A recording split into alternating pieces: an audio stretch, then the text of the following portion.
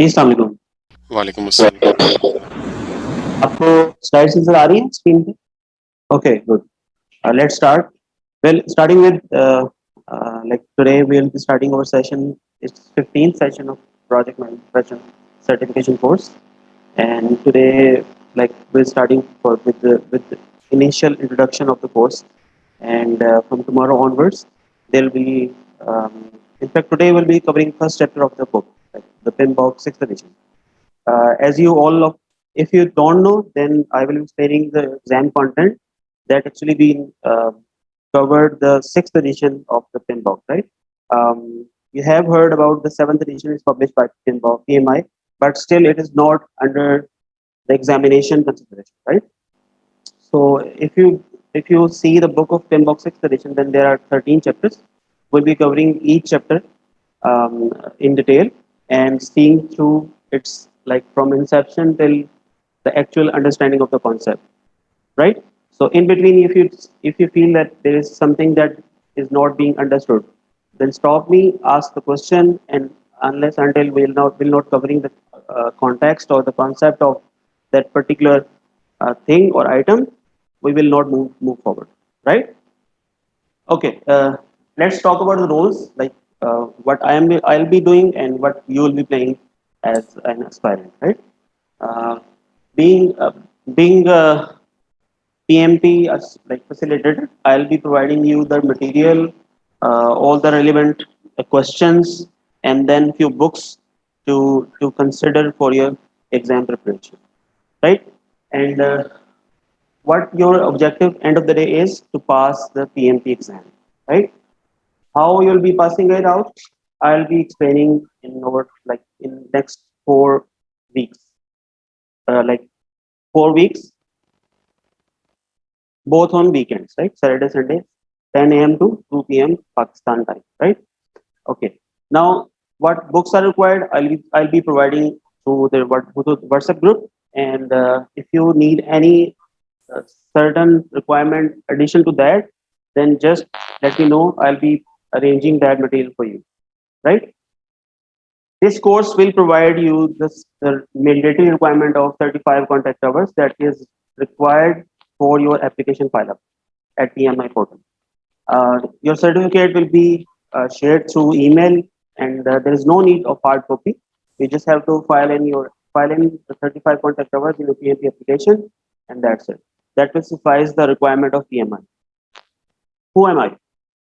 Uh, since I have been in this projects and operations field from like 2002, so it is more or less like 19 years that I have been looking after projects. In my current role, I'm heading PMO department of Bateen Telecom in Pakistan. It is a Debbie Group organization in Pakistan operating since 2005, um, looking after their enterprise projects and the carrier projects. I'll be explaining on the go what are these and how I can explain about the project management definitions regarding with Pakistan related examples or international or global projects related. Right? We'll be seeing a few case studies as well to understand as a whole that what actually project management is and how it is actually being or enable you to understand the questions of the exam, so you can easily grab understand the question and answer any the best answer from the four options, right?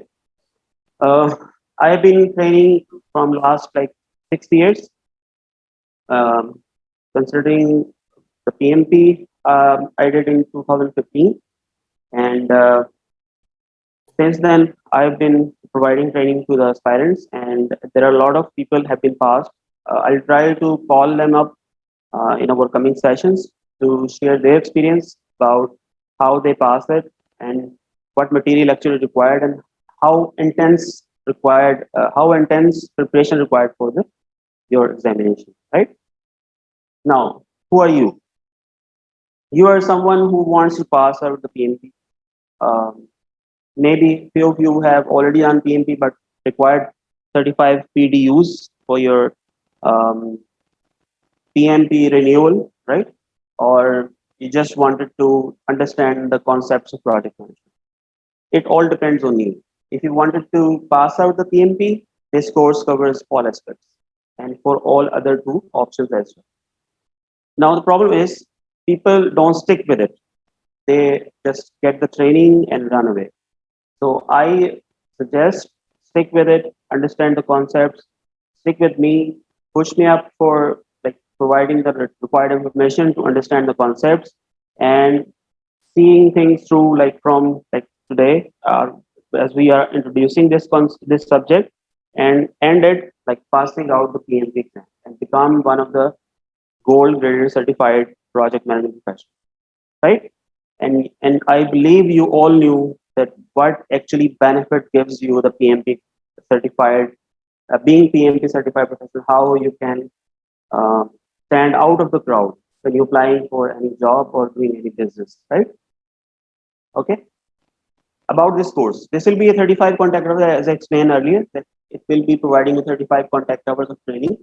It includes 13 chapters of PMBOK 6 edition that will be covering like if we talk about very traditional approaches like 49 processes, 10 knowledge areas, and 5 process groups. Now the point is, it has been like there are few dynamics has put comes into an action and it has been changed altogether. Now you actually you need to know these 49 processes, but also you need to know the agile or hybrid approach of project management. Now for this, what we can do is first of all we should think about what actual uh, traditional project management is, and then we can relate it with hybrid and agile project management. So we start with traditional project management, which is called as waterfall or predictive project management. Then we go into agile and hybrid project management, right? This course duration is for 1 month. That is actually we designed because the students um, doesn't able to understand concepts within 4 consecutive days. So we thought let's give it a month. We'll be doing few exercises, few assignments, running through few case studies to understand in effective way so you can answer the questions when you are attempting your exam, right? Your completion certificate will be provided at the end of the session through email. If you're in Lahore or Pakistan, it can be handed over in hard copy, right? Okay. What anyone can elaborate? What is your objective of today's session? Anyone? Can you hear me? Yes, sir, I can hear you. Okay, Vikas, can you explain or can you share your thoughts? What is your objective for today's Yeah, session? sir. Actually, this thing is new for me, and I want to go through in this completely so that I can understand and I can start preparing this course. Okay, that's good. So start always like we go for gym, we go for driving, we we need to eat something. What we do is we start with identification. If you um, have gone through, there is a Maslow hierarchy of needs. It all starts from the basics, like very necessary requirements of a human. Similarly, same fashion, we follow this objective like we will identify. What we need to identify is what is project management, how it comes into consideration that we develop those concepts of project management and apply in our organizations and understand what actually its implication is, right? So we start with identification. We will define what is project and end on what actually how to close that project. Right? Okay. We'll see a lot of examples that how this project perceived, how this incepted, and how actually it has been closed, running through initiation, planning, executing, monitoring, control, and then closing out. We will see that how we can identify it, like how we can judge that does this project actually justify the needs of the organization or not. If it is not a need of the organization, then why we are doing this, right? So this starting with very basic things, that is identification. So we will identify the knowledge that we have at the moment, and we will relate it with PMBOK by creating a strategy, right?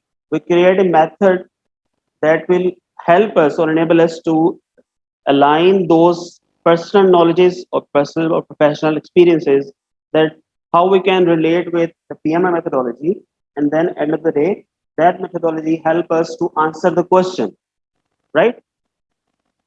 Why I'm more emphasizing on questions, because our all objective end of the day is to pass out the PMP exam, right? But we will understand the concepts as well.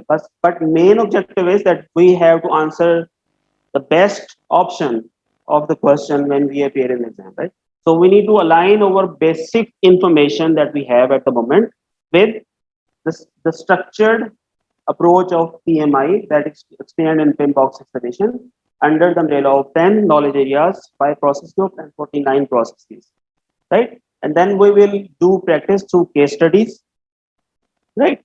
Uh, through few explanations on projects, through some videos, and we will see how it will help us to grab the concept and end of the day achieve the PNP certificate, right?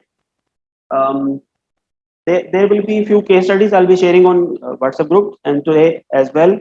End of the session, I'll be providing a few assignments for tomorrow, that you can just read through it, understand the concept, and come back with questions. Right?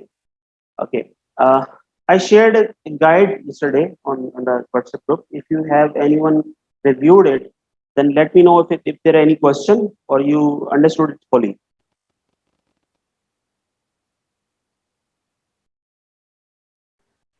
Anyone gone through with it? Yes, I go to and I want to know that how Yeah, we partially. conduct this online. Hello, this is Israr. We joined late Okay. and we do not have that link for the document.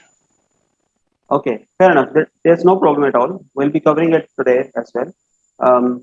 I just shared a guideline that's basically handbook available at pmi.org website, that explaining about the what is PMP, how and what is criteria to become eligible for the PMP exam, then what is the fee criteria, then so on and so forth. That basic information required for the PMP, right? Because you all have missed.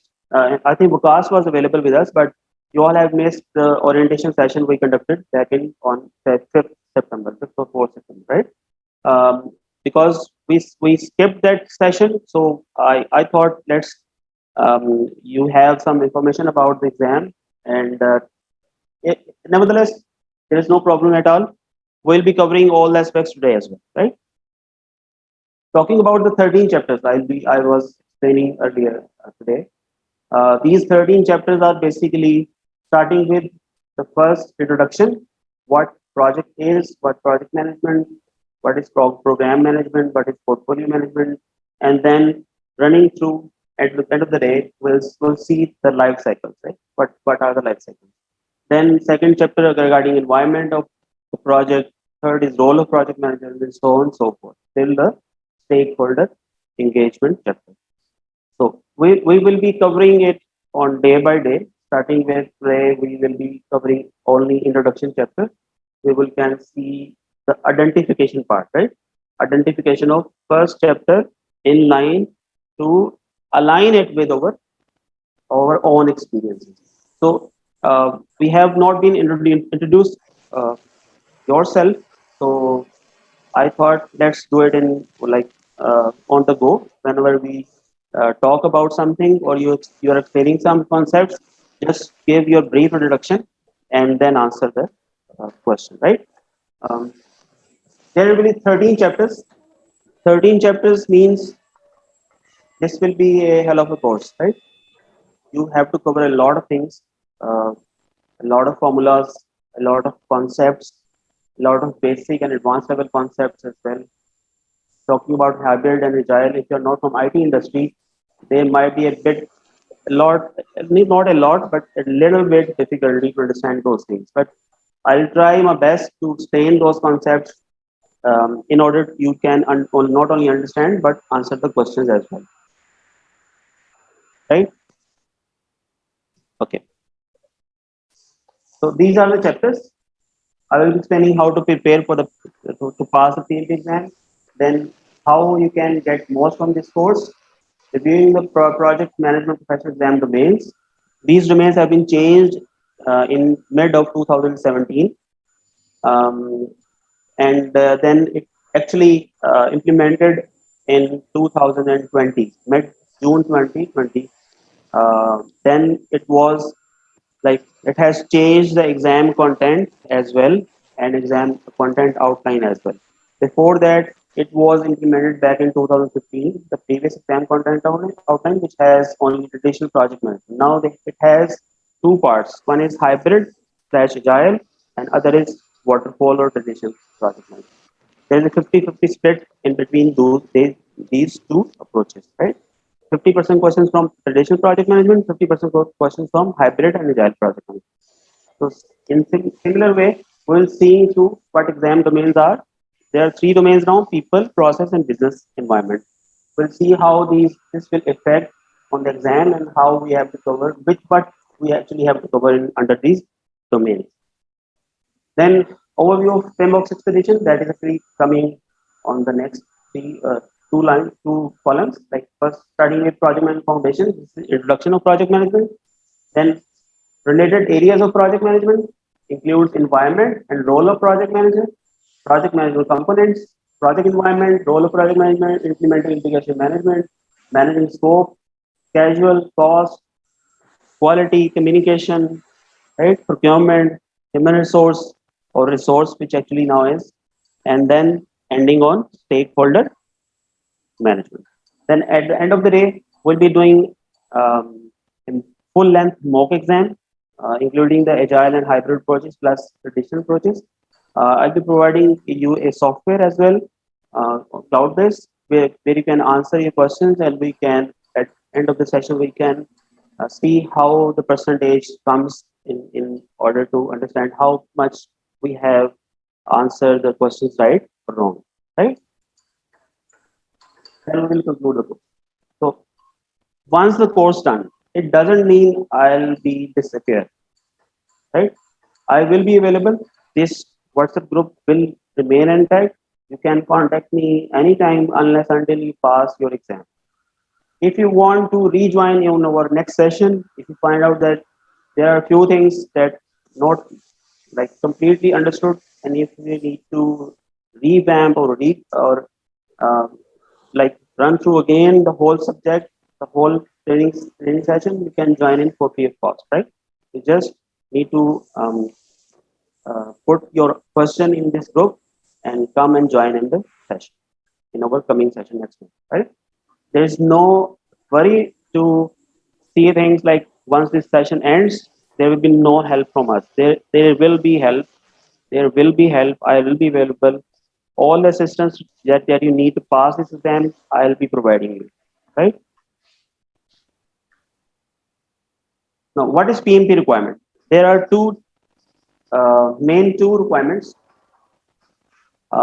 First of all, you need to file in your application. Do this today. When you ending today's session, just go and file your application on pmi.org. It's free of cost, right? Just file it up. When you see things like they will be asking you about experience. We'll be covering today how you're filing your experience into that application. You need to file your educational credentials, then the experience, this 35 contact hours training content, as well as the name of the training session that is mandatory for becoming eligible for the exam, PMP exam. And once you're done, if it gives you the go ahead to pay the fee and get the appointment, then you have 1 year from that day uh, to be to being eligible for to appear in the exam. Right after 1 year, if you do not pay the fee and attempt the exam, then you have to like wait for like the next 1 2 months because it will take 90 days to file in your application again, and then you can pay the fee and become eligible for the exam. Unfortunately, if you will not be able to pass it for 3 times in a year time, which I believe never happened with my students. I've seen like around 30-35 students who have passed the session after this session, and on their first attempt on top of that. And if and only if, unfortunately, if you're not able to pass it, then you have three times to appear again. And after first time, you have to pay the half fee for the exam for next two times. And then if you're not able to pass it for three times, like, then you have to wait for 1 year, and then you can become again for the become eligible for an exam again, right? So it never happens till this time. So don't worry. Inshallah, we will be covering the exam content in a way that you can not only understand the questions but also can apply those in your own fields, right? So there is criteria of the exam is there are two criteria. One is with a degree. Now, what with a degree means, you are a 4 years graduate, right? 4 years graduate means you did your IT graduation, you did MS, you did MBA, right? So this comes under 4 years of education. Once you've done your 4 years of education, post your education, you did job. You started your job or your business or doing projects for as a consultant. All comes under this period. And you're part of any team which is doing project, right? So you have to have at least 3 years of experience after your education qualification, right? You need to have a 3 years of experience plus your credentials of education, that is 4 years of education, and this 35 contact hours certificate. This will suffice the requirement of PMI to become eligible for the exam, right? So what you need to do is you need to file your application, right? With the degree, you have to for 3 years of experience that comes 4,500 hours of non-overlapping project management. Now, what is non-overlapping? Non-overlapping means you are doing three projects in a year, right? First started on January, ending on March. Second started on February. So it is overlapping like February to March. You're doing two projects at the same time, simultaneously, right? What will be considered being PMI application, that will be considered one project, right? So it will be considered 3 months of one project. Okay. So non-overlapping experience of project you will be entering in your application plus 35 contact hours. This certificate, file your application, and then at the end of the day, you will become for the exam eligible for the exam. Now there is one point written on the fourth number is there will be a possible audit. Now what is audit? Audit is something. Okay, what comes into your mind? What is audit? Anyone, if you can answer what audit is? Can you please answer what is audit? Anyone? I believe they will review your papers and also review whatever documents you have submitted to support that you have done 4,500 hours of project management. Okay, this is something that relate to PMI, right? I just asked what general meaning of audit. That audit means in similar fashion. In audit, what you do is if you are from accounts or you see the accounts audit, then you have seen the external auditor comes. It will see the whole process of your documentation, how you're filing your taxes, what actually you're paying the invoices to the customers. It is under invoice or over invoice. Are your partners or the vendors are paying their taxes as well or not? Your vendors or contractors are legitimate for working with you, right? Similar way, PMI will audit your application to like review your application that if your credentials of education are legitimate, like are they genuine or not? If the 35 contact hours education where you get from is that comes from a PMI authorized trainer or not, right? And then your experience, the experience you put in like 3 years of experience of projects, are you actually doing projects or not, or you're part of operations team, right? They just review your whole application and then allows you to pay the fee and appear for the exam, right? It just needs, what they're actually doing is they are filtering out the paper project managers, right? Okay. Okay. Can you understand Urdu if I wanted to explain in something, if you are comfortable? There are few people who won't. Like Mike is in here who will not. I don't Okay. know of anybody else. I Okay. cannot Never mind. either. Then the other option is that without degree. Now, what is without degree? Without degree means you did your diploma, your associate, like any associate degree that you have passed, uh, and after that you are doing projects as a consultant or part of a team who is doing projects, right? In that case, what you need to do is after your associate degree, you have to have 5 years of experience, right? With the degree you have to have 3 years, and here you have to have 5 years or 7,500 hours. These hours are basically calculated as 8 hours a day, 40 hours a week, right? So in this way you can calculate how many months or how many years you need to have to, or you need to be part of any project, right? Okay, now project, being experienced, if I explain here, the being experienced doesn't mean you need to be a project manager, right? If you are part of an IT project, you are a developer, or you are a tester, right? In both, or you are a designer, or you are a scrum master, or you are a product owner, right? You are a business analyst. Talking about traditional project manager, you are an electrician, you are construction, you're masonry, you're doing masonry work, right? You are a laborer.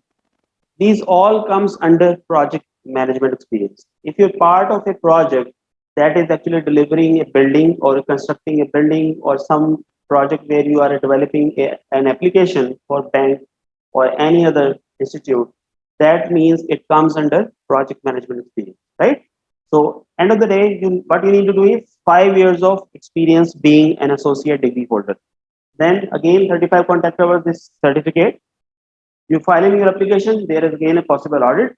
Same way, it will be verifying your application credentials requirements under what education, where you got your education. It will verify with the institute. And if we talk about the process of audit, it will take like 7 to 10 days when you send your application to the PMI along with the necessary required documentation to get it audited.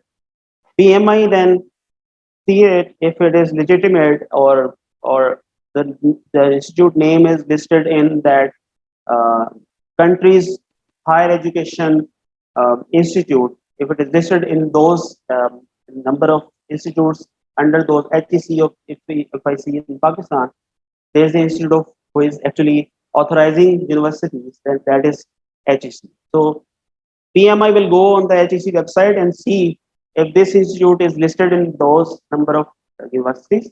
If yes, it will allows you to pay a fee and then appear in the exam. Right? It will take 5 to 10 days, and then allows you to appear in the exam. Then again, end of the day, you will be eligible for the exam and can appear and pass it. Right? Are we good till this time? Is there any question from these two criteria?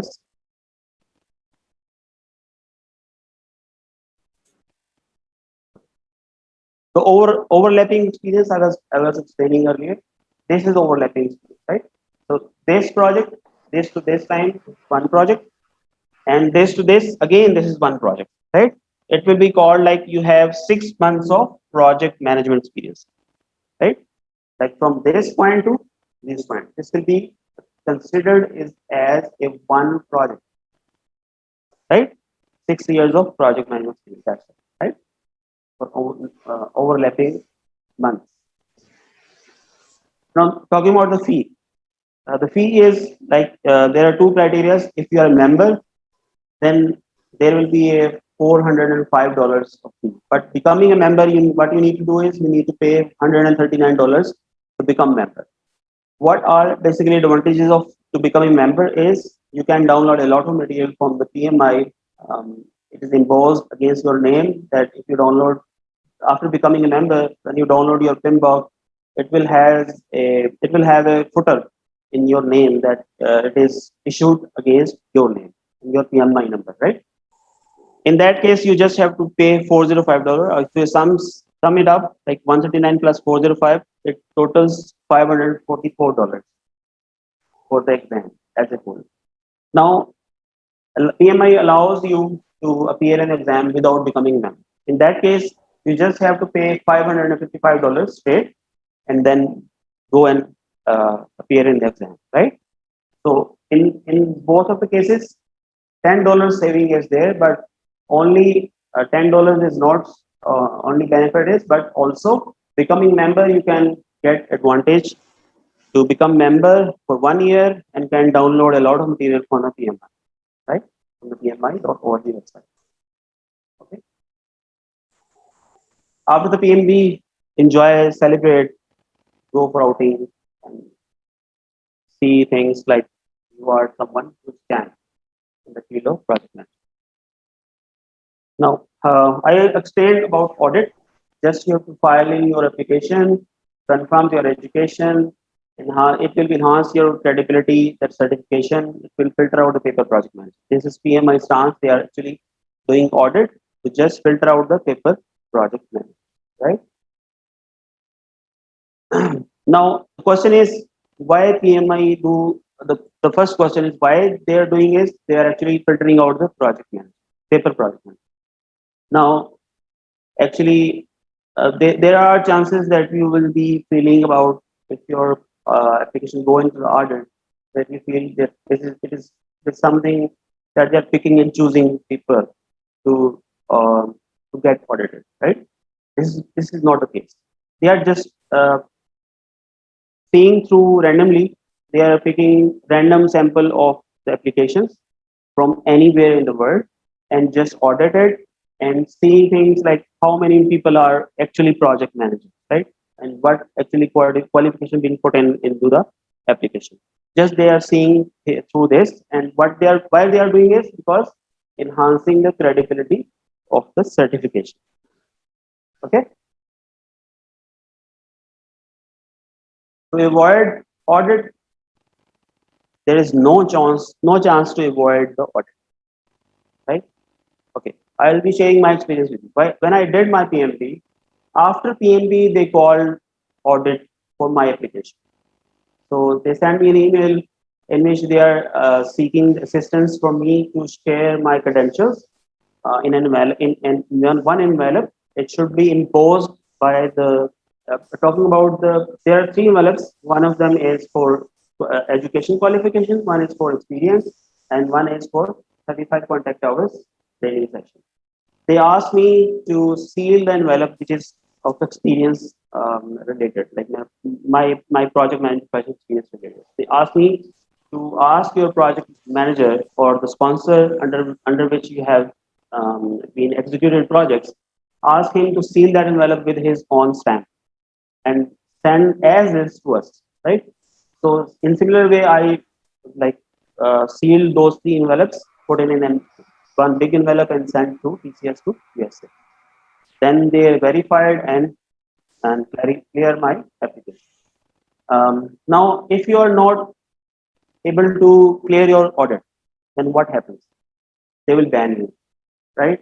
We'll see there are few things in ethical way you need to do when you are being project manager professional or certified project manager professional. There are four things you should to be ethical, you should to be transparent, you should be truthful, right? And you need to answer fairly, right? So they will see how you have filed in your application. Is it true or false, right? If it is false, then they will ban you for like 1 year initially, and if you are not able to clarify your situation again, then they will ban you for life. Now, there are two types of application for the audit. One which they are actually are auditing the whole things. I'm sorry, I have a quick question, Kambar, if this is a good time to ask. Sure, please. So are there any specific factors which triggered the audit on their end? Are they just randomly pick up, see the applications, or they just go through, or are there any specific factors we should be care about when filling up those applications? Okay, there is only one thing. you cannot avoid audit. And there is not something that you put in your application, any fancy word. No, there is no fancy word that can avoid your audit application, right? Now, thing is, what you need to put in your application, that is truthful. You need to be truthful while filing up your application. If you're truthful, then there is no need to worry about if it comes under the audit process, because what they are actually inspecting is your or verifying is your education, your experience, and this 35 contact hour credential. That's it. There is nothing else they will be going into it, like your personal life, anything else. No, they are just seeing through that whatever you have filed up is actually accurate or not. There is no way you can avoid your audit. And for the sake of um, there is no pick and choose. It is a random exercise they carry out each year for the applicant, picking a random sample from the application So and run kind of the regular procedures, right? Just part of a yeah, exactly. prerequisite. Okay. This is a regular procedure. Thank you. Thank you. All right.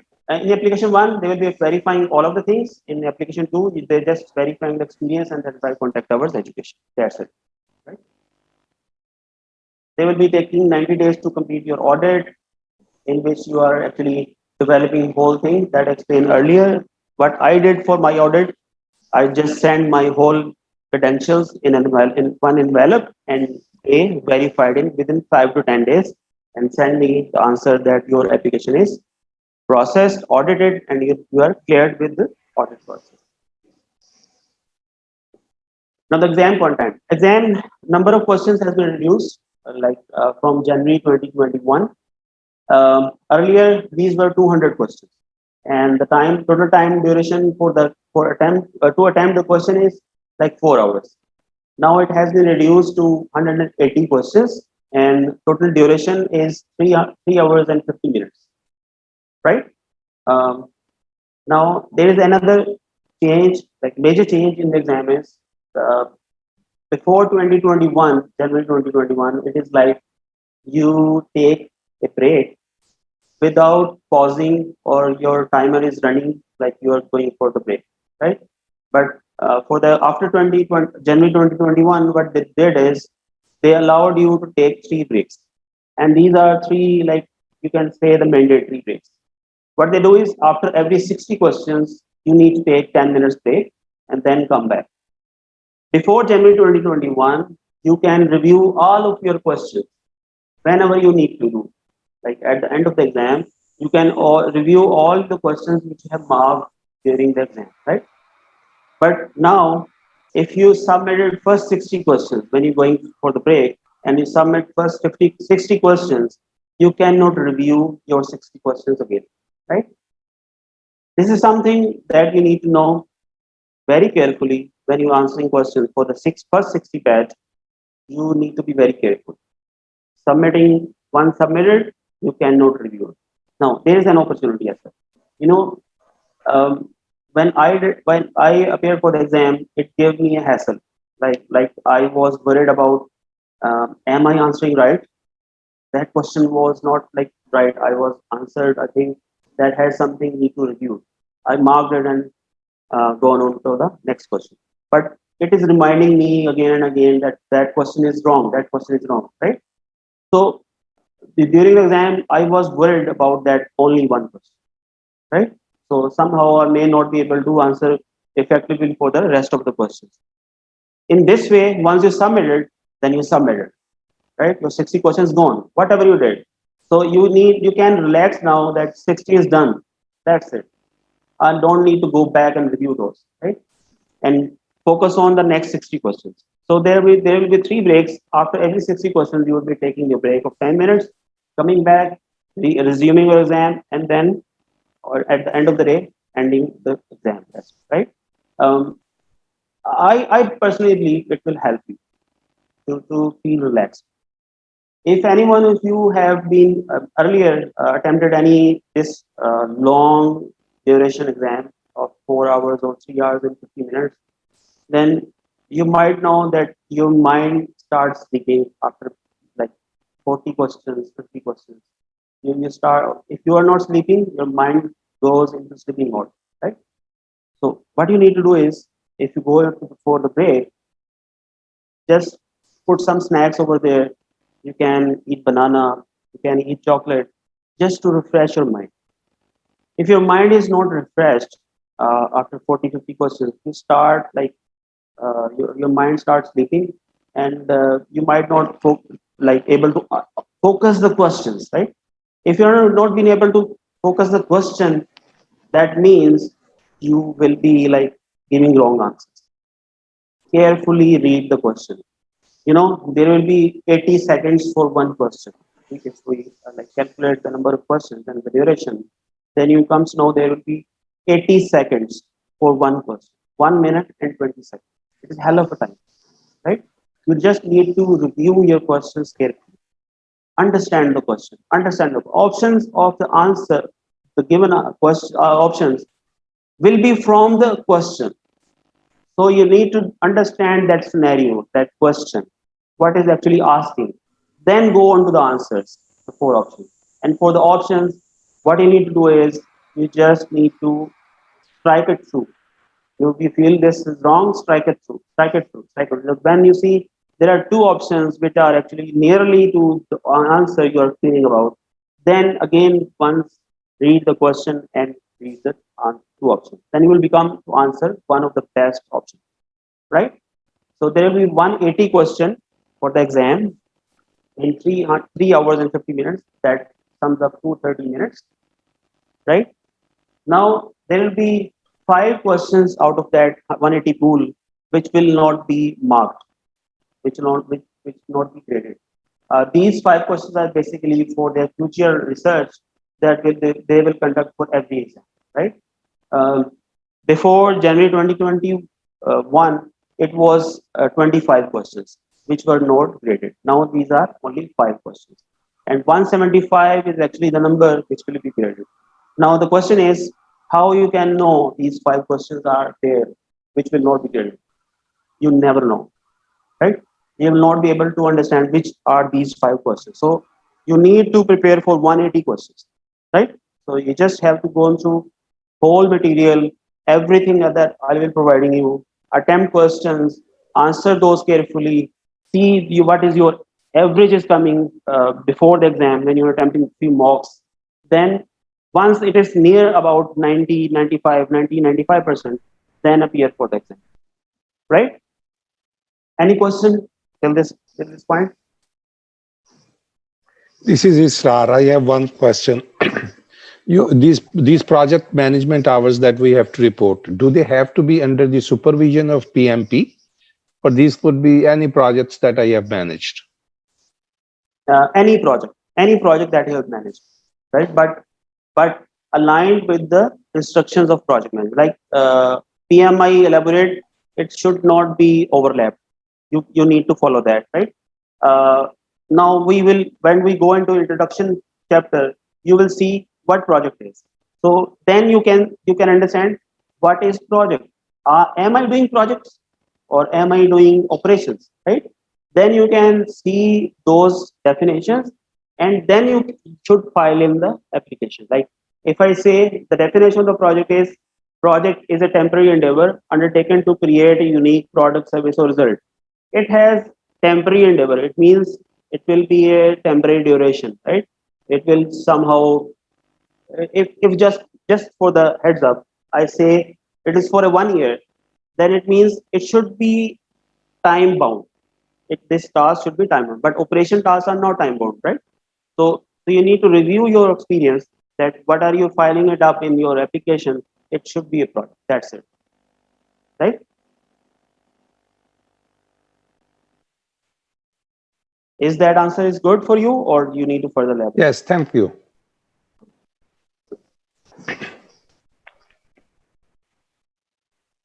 Okay. Now these are the 3 domains which I talked about earlier: people, process, business environment. Can you see the slides clearly?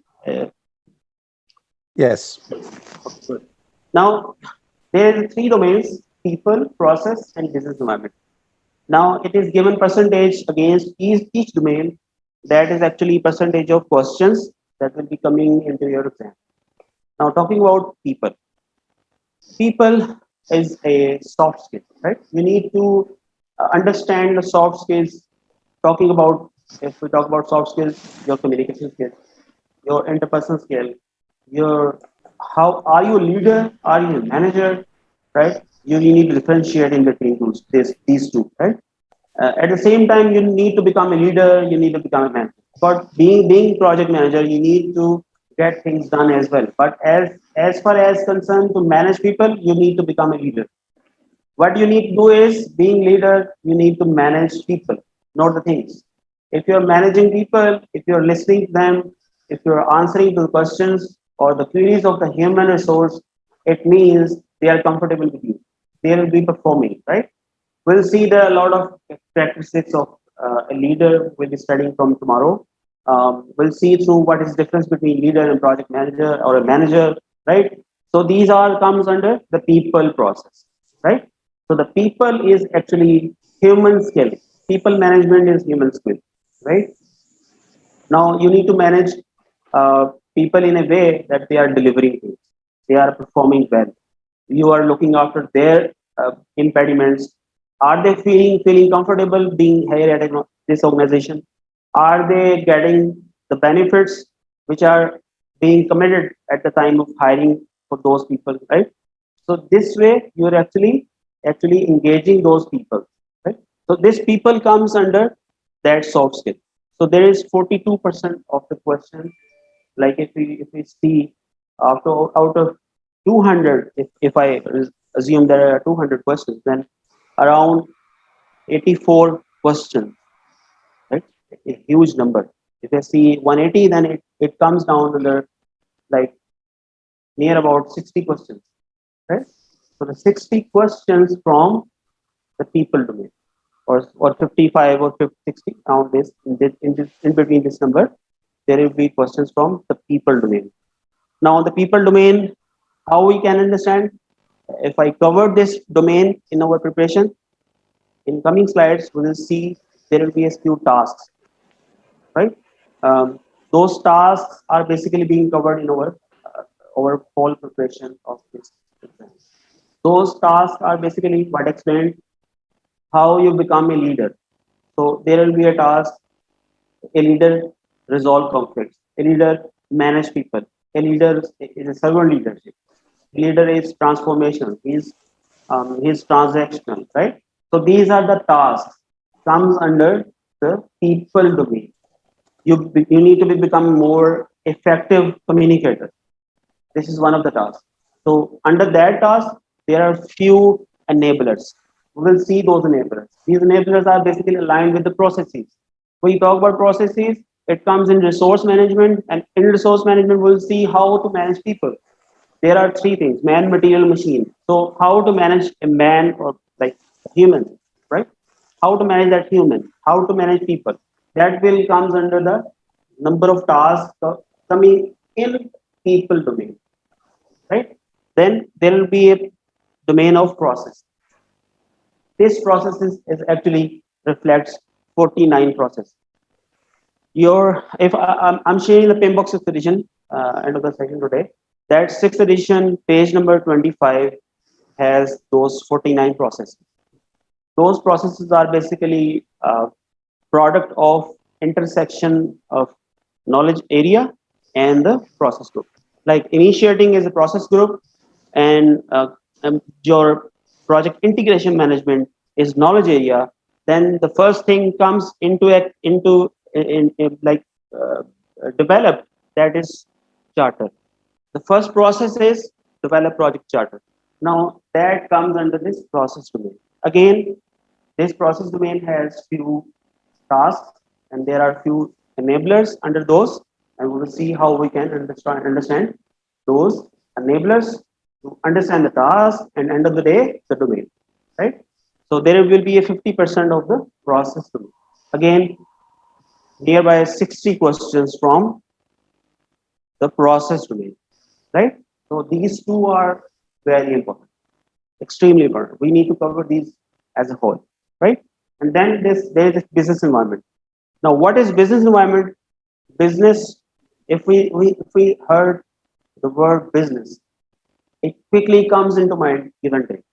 Like we are putting something on table, and in return putting on the table we are getting some revenues, right? We are building something to earn revenues. We are constructing dams against which we are getting revenue, right? It only talk about the revenues, the overall forecasted values against that particular project. So similarly, we'll see the business environment in project, how we can manage business related tasks under the project domain, right? So it has like 8% of the question. Very low number, but important, right?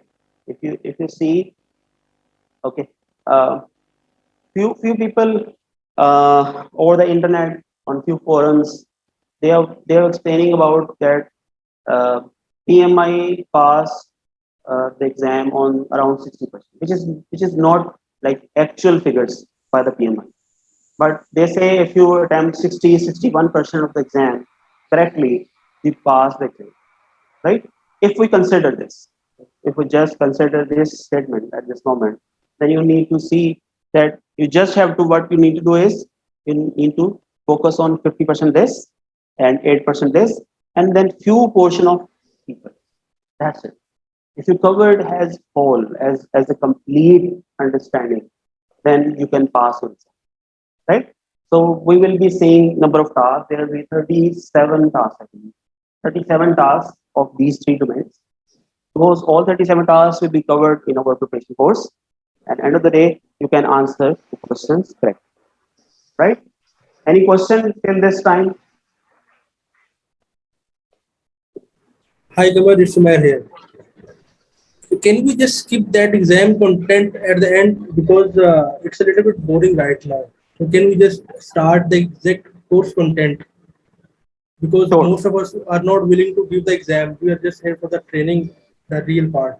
So if you can skip to that one, it would be So good. if you all agree, then I can skip it. Everyone You is can ask agreed? from you can ask from the rest of them because these exam content can be shared at the end of the course. So it would be good enough. Okay, agreed. But I just wanted to explain that how at which area you need to focus. Now I'm going on to the direct what our actually concepts are, right? Okay, agreed. So I'm skipping this. I will be sharing these slides so you can review these. So we will be directly going into the first chapter of the framework, just for the sake of understanding what actually project is. Okay?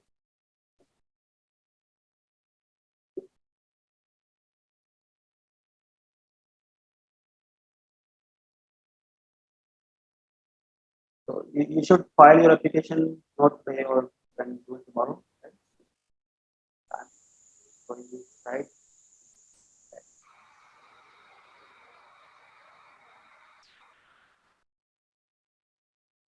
This is the framework of process, 49 process, right?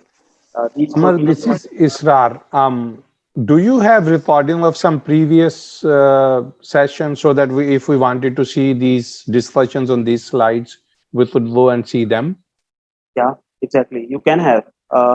If you write to the ICT number, same question, they will provide you the whole pool of videos where you can understand the concepts.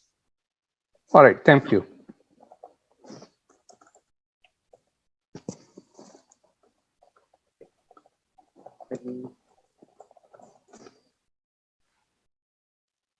I'm skipping this as well. You just read it. And okay, now this is the first chapter, introduction, right? Uh, Introduction again, the first thing is we need to do is identify, right? What actually the definitions of basic things in project. What is a project? Okay, can anyone explain what is project? Then I'll be aligning it with the structured approach. What is project? Anyone can elaborate on it? This is Mike here. So a project would be a task that you create to find an end goal to complete. Okay, it means that you have something under that task that need to be delivered in line to the customer requirement. The customer seeks a particular product, service, or a result under a certain task that you will be carrying out on that task and delivering end of the day that product, service, or result. In similar way, we will see the definition is project is a temporary endeavor, right? Now, temporary endeavor means it will having a start and date. Like it has a start time and date and it has its end time and date. Now, when we see the temporary endeavor, it shows us that it has a start and a date. Like everything that we go and undertake to deliver under a certain time bound thing or a time box thing, that is actually delivering end of the day as a project, right? And we can differentiate now what operation is and what project is. Operation is not like this. Operation is a never ending task, right? It has an unlimited time to deliver. For a recurring task you are doing or every time the same thing, right? In project, the second thing under this definition, a temporary endeavor undertaken to create a unique. The unique thing is that you're doing for the one time or the first time. Like Burj Khalifa was built, it is one of a kind, right? It is project. If we see things like we are uh, like designing a car, a BMW, right? So when BMW was designed and delivered the first product, it was a project. But now they have assembly line. Unless there is not a customized requirement from the customer, it will not be a unique product, right? It will be a random, normal, regular product that is being delivered on a assembly line, right? So it comes under operation. The first product, when assembly line was designed and developed, that is actually a project. The first unit was a project that is being designed by the company for a customer against a unique requirement for that particular product, right? So unique product, service, or result. Now, product is a car, service is something that I'm delivering training for you as a customized training. This is a project. It has a start, it has an end date. We're starting on 12th of September, ending on 3rd of October. It means it is a project. What we're doing into this 4 weeks, that is actually the number of tasks. That is actually number of the executable tasks that will be delivering a unique service for you, right? You will be getting a unique like orientation from me that will helps you to understand the concept of project, and end of the day you get a service from me, right? And then results. Now there are a lot of research projects being undertaken globally that actually generate results. No product, no service, they are actually generating results. um, Research, we can say the COVID when comes and like when it comes under human interface, then people are doing like started doing research on it, that how to uh, like cut this down, how to face it and how to rectify the COVID situation, right? So they started research. They developed a vaccine. That vaccine is basically based on certain research. That research is basically uh, being conducted by a scientist to reduce the number of deaths, to reduce the number of deaths globally so that we can control the situation around the world, right? So that research gives us a result. On that based on result on that based on that result, we developed a product that is actually called now vaccine, right? So project is actually temporary endeavor undertaken to create a unique product, service, or result. This is project. Now, talking about project, practically Burj Khalifa, I explained that is project. In very recent example, US evacuated Afghanistan. They have deadline of 31st September. This is the project. They carry out one of the world's biggest flight operation to evacuate a number of people, like thousands of people from Afghanistan out of the Afghanistan. They are coming in Pakistan, they're going in Iran, India, like US. What they are doing is they are undertaking a project to deliver something on 31st of August when they announced that today we have successfully evacuated Afghanistan, that their troops, the people of the, whatever they want, whatever they're from, like from Afghanistan or the US or Pakistan, they wanted to evacuate it from the Afghanistan. So on the 31st August, they have like explained or declared that they have successfully delivered this project, right? So this is a project. Every time you are filing your application, you need to consider this definition, and you need to be take this in mind that what project is. Then file an application. Then see what number of tasks you did under this definition. Right? Are we good this moment? Very Any good question? explanation. Thank you.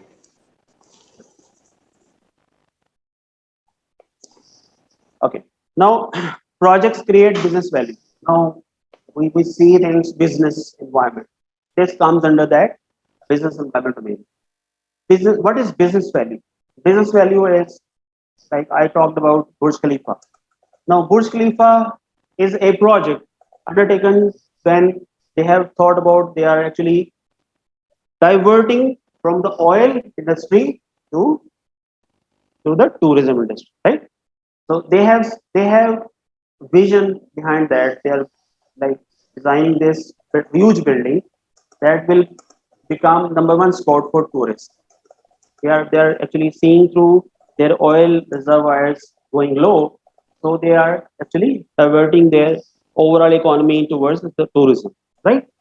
Now, what helps this action, like this step? What helps this step? It will help them to earn more revenues, right? Or an alternate way to earn revenue. So it comes under the business value.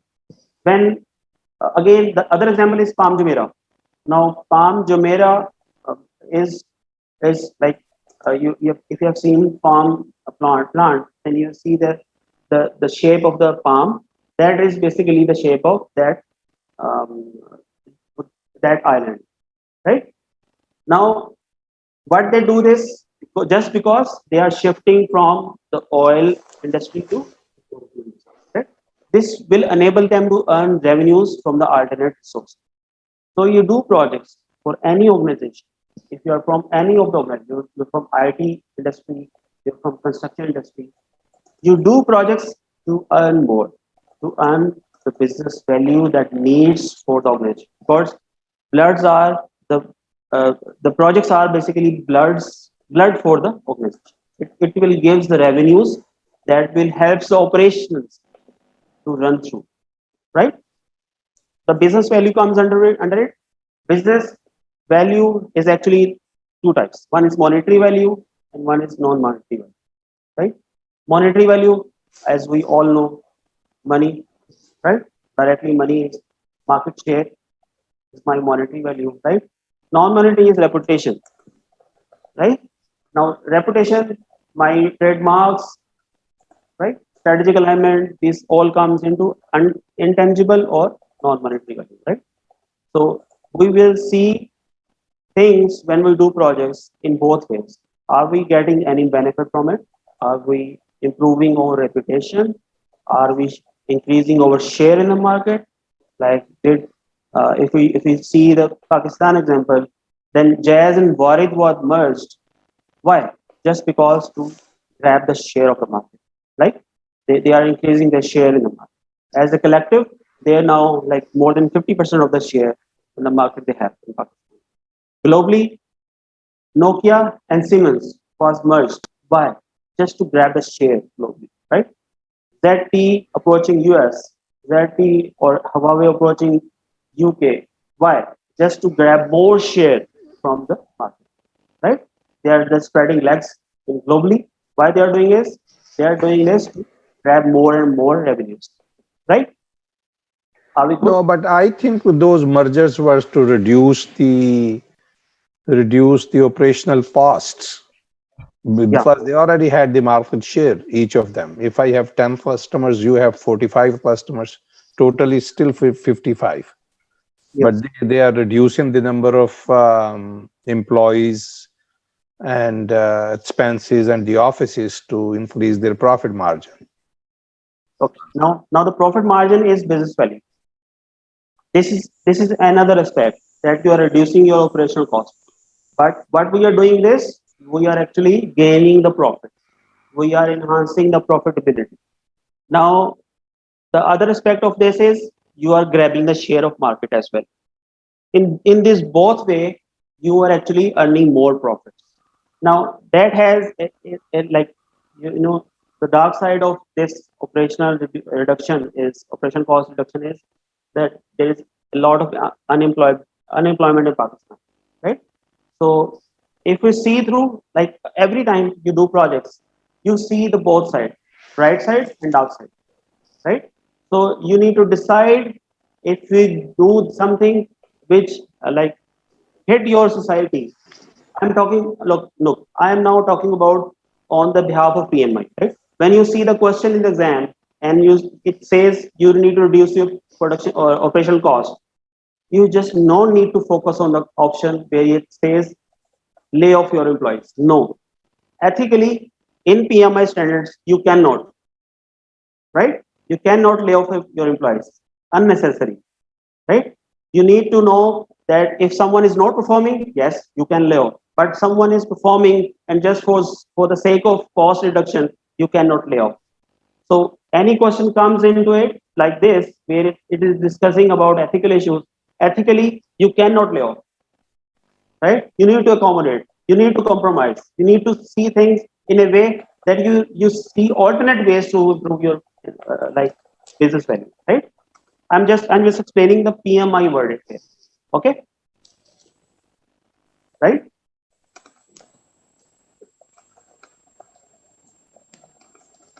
Okay, but why we do projects? There are a lot of things.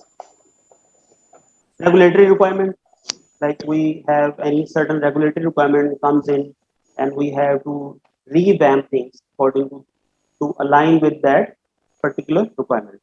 For instance, we see any tobacco company working anywhere in the world, and uh, that country actually regulates that from now onwards there is no tobacco in that particular country, right?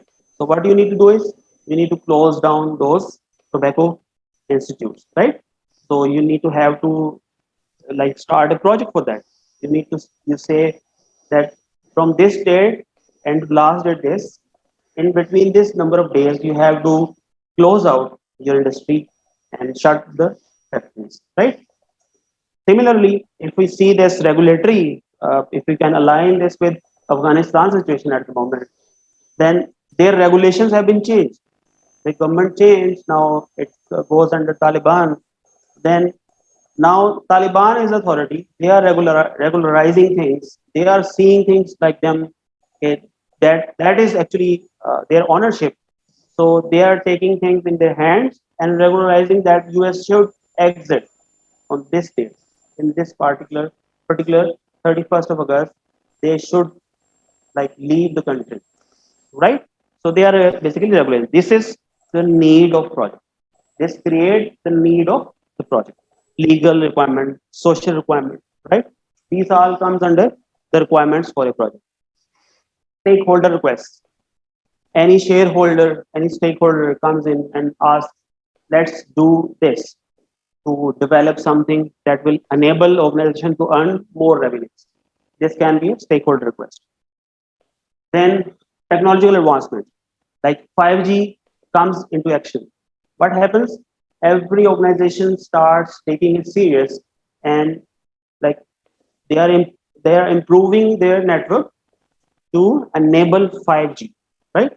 So they are actually what they are doing is they are putting more and more equipment and advanced equipment to support the 5G technology, right? So this technological advancement gives the advantage or gives the need of a project, right? Then what you can do is you can create, you can improve, you can fix your processes of the organization. That comes under the project need, right?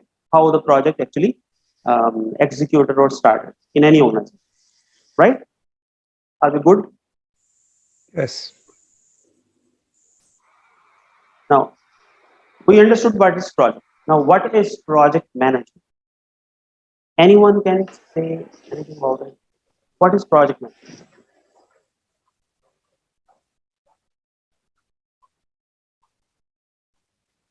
Anyone? Faiz, let's answer it. Please say again. Sorry, I'm encouraging others to answer it. I don't want to answer every question. okay. I asked, what is project management? Can you see things like you understood the project? Now, what is project management? It's actually the kind of the process of leading the work of a team to achieve all projects' goal within the given constraints. Okay, perfect. Right. Okay, see it through an example. I again go to the latest example of Afghanistan, right? Till 31st, they have to evacuate the Afghanistan. Now we all knew this is a project, as we see things here as of the PMI verdict. Now, how they have managed? They have fuel up their engines of fuel up their like all the airplanes, right? They have engaged resources outside of Afghanistan, sent to the Afghanistan to evacuate people from the Afghanistan. They engaged their stakeholders like Pakistan, Iran, India to help them to evacuate. They are managing time, they are managing cost, they are managing scope, right?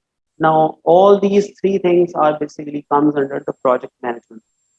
Now, I say 31st August is the last date for any particular task, right?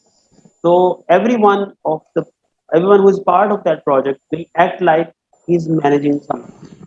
One is managing time, one is managing scope, one is managing schedule, one is managing quality, one is managing procurement thing, one is managing human resource thing, right? So everybody is managing something in line to the PMI methodology. He or she will be explaining things to the stakeholders that I am managing time. You need to act according to what I have scheduled, right? So that schedule thing is basically managed through particular tools and techniques that are applied to meet the overall objective of that task. Like on 31st August, I have to evacuate from Afghanistan. Every stakeholder is basically developing things according to their responsibility. Like for the procurement thing, they are actually landing out airplanes. They are lending out human resources from outside the country. What is this? This is basically procurement thing, right? They are arranging resources. For the scheduling part, someone is doing planning. Someone is putting things in a software that will help to understand which tasks to be done on which date, right? This all is project management, right? So once this management thing is done, end of the day you achieve project deliverables, right? End of the day you will achieve that product what you have actually undertaken to create on within specific time, cost, and scope thing, right? So project management, if you see the definition here, application of knowledge, skills, tools, and techniques to meet the project requirements. Right? Now this knowledge, time knowledge, cost knowledge, scope knowledge, skill is how to manage that time, right? You are actually crashing, you are fast tracking. We'll see these skills and tools in our coming slide. Then there are some techniques to handle people, to handle machines, right? So you need to understand those techniques, hire skilled resource, and then manage project, right? Then there will be 49 project management process that I was explaining earlier on the page number 25 of the PMBOK 6th edition. It will explain starting from the develop project charter and ending on the closure of the project. Now this all comes into the project management part. We'll see one by one under initiating, planning, executing, monitoring, control, and closing. Right? These five process books are basically life cycle of the project management. Right? Okay. Now, can you see this whiteboard, or it is like very small? We can see it. It is small, but Okay. Now I'm drawing a life cycle of product life cycle. Right? Product life cycle is it starts with launch. Then next stage comes growth. Upper stage is maturity, and then it goes to decline. Actually, we cannot see it, the remote people especially. Okay. Yeah. Okay, I'll just explain without like going on to the whiteboard. for time for this time. I'll try from tomorrow. We have virtual whiteboard here, so we can understand more effectively. Right? I Yep, apologize. that's fine. Uh, just to see through, like whenever you do or develop any product, that product has a certain lifespan, right? It will, like anything, if you call it uh, F16. So F16 is at like maturity stage. Like it was developed by US. US has used it, then it goes, it commercially launched, and globally it has been spreaded. In Pakistan, we have F16, right? So this F16 has now a lot of competition, right? It has grown, it has seen this its growth. Now it is on maturity level. There are a lot of things, a lot of competitors are in the market who are providing better product than F16, right? So no one will be buying F16 after a few years. When it after a few years it will be go into decline stage, right? So when it goes to decline, then it will be an obsolete product, and never no one will be using it. Similarly, we can see all these stages: launch, growth, maturity, and decline. These are four stages of the product life cycle. Each stage, each stage, the launch phase, you can do a project. How? You can initiate this launch, you can plan this launch, you can execute this launch, you monitor and control the activities being undertaken under this stage of the launch, and then close this launch. Right? If you launch a car someday, what happens? It will publish like a hoarding comes out on the roads. It says coming soon. Right? What it is basically initiating or the launch of a product. Now, this activity carries out under project management, and you started with initiating where you are developing your or you are signing agreements with the customers, with the vendors that you are launching. You need to have a launching ceremony on some day, some number of days, within some number of days. You have to develop or an agreement with contractors that you need to lend out chairs, you have to design a stage, right? You develop something that needs to be very unique for that particular product, right? To catch the customers, right? All comes under which initiating process, right? Now it goes to the planning process. In planning, you do plan, right? You see how to manage this duration, how to manage this cost, right? So on the next slides we will see more effectively when we see what is planning, what is initiating, what is monitoring control. Then we can more understand what this project management life cycle is. This is basically all project management life cycle, starting from initiating, planning, executing, monitoring control, and closing, right? This is project management life cycle. Excuse me, Pamar, this was the life cycle of a product, or this is life cycle of a project? On the whiteboard it is Yes. product life, but on the slide it is project management life cycle. All right.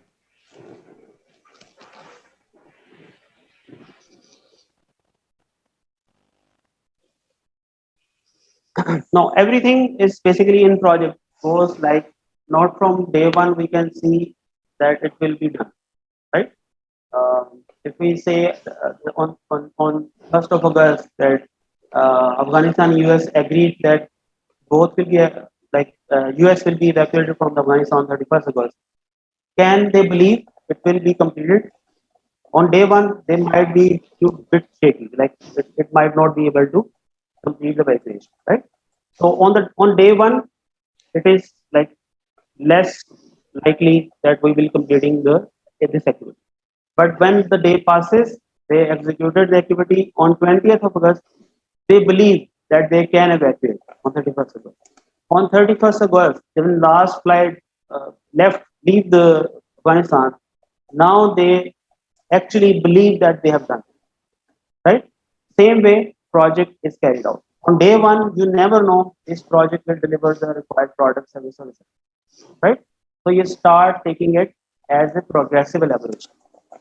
As far as you progress, you elaborate things and getting understanding that you will deliver something end of the day. and within stipulated time, right?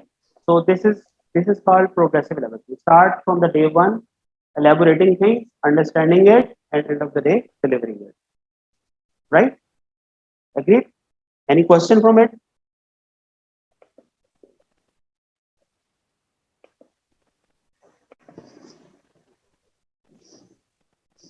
Any question? Hi, this is Fazan. I have a question. What is the major difference between the project manager management lifecycle and SDLC software development lifecycle? Because it seems very similar. Yeah, software management life cycle, software projects life cycle is something. Okay, it is similar, uh, but the software project life cycle has loops, right? It has loops like till the time it doesn't complete, the loops run out, right? Yeah, basically, I'm asking about the starter app. You have to plan for things. Obviously, there are loops in between the testing and the coding part, but except that loops, we have the same planning phase and we have execution phase. We have a development phase in software development life cycle. So I'm asking, what is the major other than as you're saying that other than loop, there is no difference between project management and the software development lifecycle, right? Yeah. Other than that, end of the day, you are actually doing the same thing in software lifecycle and or normal traditional project lifecycle, right? Again, if I say see this slide, right, you will more understand this. The idea or concept. The day one, I'm in software. We are what we're doing is we are actually getting epics from our customer. That is basically the idea, the story, main story that you're getting from the customer, that we need something that reflects like this because of there are some reasons they wanted to for against that they wanted that application, right?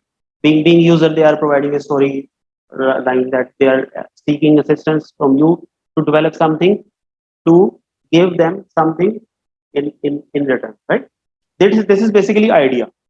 This is basically concept that whatever customer is asking, what you start doing is you start processing that information to develop something that makes you enable to develop that particular application. Or we talk about traditional way, we design a certain building, right? Or we design a certain airplane, right? That comes under the concept phase, right? This is inception. This is basically the inception phase where actually we are understanding what project is, what actually customer wants from us. Then we go on to the idea. We process that information and develop an idea where we can understand, is it feasible to deliver this? Is it something that can have some developed product or not? Or it's just a story that will now ending up any point in time, right? That will not be delivering anything. It's just a story that will not have any end date, right? We will develop a idea on that formula. Then we see if it is viable for me or my organization to do this, right? It is viable to put more resources into it and hire resources from the external from the organization, and what cost actually I'm or what in return what revenue I am actually getting from the customer. Is it feasible for me or the organization to execute this project or execute this task, or just it is something that is not been happening anywhere, right? So you are processing that information to analyze if it is viable. That calls feasible study. That is called feasibility study. That you are actually seeing things through in the on the keeping things in mind that your organization is doing IT projects, but this is from the telecom sector. This is from the construction sector, right? You will not do this project because you are an IT industry. You are an IT company. You are not doing construction works, right? So you will see things. Are you capable to do that? Can you hire resources from the outside of the organization, or it is just something that will not be done, not being done anywhere in the world, or it will not benefit my organization? That create or develop a feasibility study. Then Once feasibility study or case study, business case done, you start your project, right? Now, on this point, only difference is in software development, you create loops, and other than that, there is no difference in both traditional project management lifecycle or the software development project management lifecycle. Are we clear?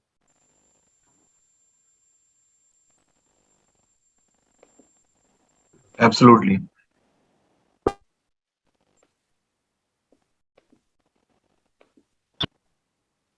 Now, program management. We understand project management, project, now program. Organizations do projects, a lot of number of projects at a time in any company. Like if I say Google, Google is doing a lot of projects. Like they have the main project is their search engine. Uh, they are actually improving that on day by day. They are making things or dynamically changing things, putting innovation into it, right? Now they have Google Maps, right? Another project. They have Google Forms for the education sector. A lot of things have been happened under Google, right? Now all these things are basically related. Everything is on the cloud, and it has a performer. You fill it in, you seek assistance on the Google research, you get the data in return of that, or on the Google map, you are searching a certain location. It gives you the direction to reach out that spot, right? What is this? This is all basically comes under one umbrella, which is Google, right?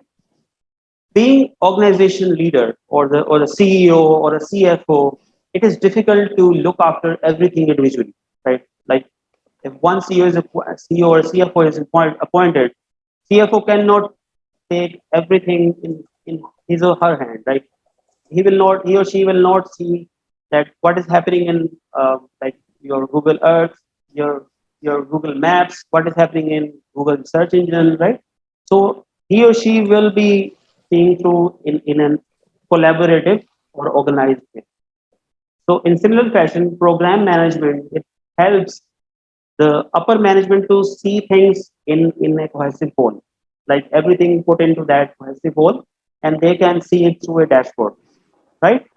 So if similar projects, if similar projects collaborated in one dashboard or represented in one dashboard, that called a program management, right? I use word similar project, right? Now the next thing is the portfolio. If we see the next thing is portfolio. In portfolio management, the programs of similar nature, it contains similar nature of projects. Now, other programs of similar nature. Now, what is like IT related projects clubbed in one program and construction related projects clubbed in another program. Now, as a whole, if anyone wants to see as a collaborative way at the top of the organization, then he or she will see the portfolio dashboard. Now, in this way, he or she don't have to get into any program directly. You just have to see the portfolio level things where dashboards showing that how revenues is coming in, what risks are there, how we can tackle these risks, how what decision making I have to make at this moment, right? So on the portfolio level, it includes related and unrelated projects as a combination comes under portfolio, and only related or like only you can say related or you can say IT related projects comes into one program, construction related projects comes into other program, and as a combination of these both, they call it portfolio management. And there are a few critical operations as well, like legal operations, like anyone who is helping out for the legal related matters, that will also comes under the portfolio management, right? This is just for the sake of an understanding what portfolio is, what program is. If question comes, you should need to know what portfolio is like to be have or what program is like, right? Any question from this?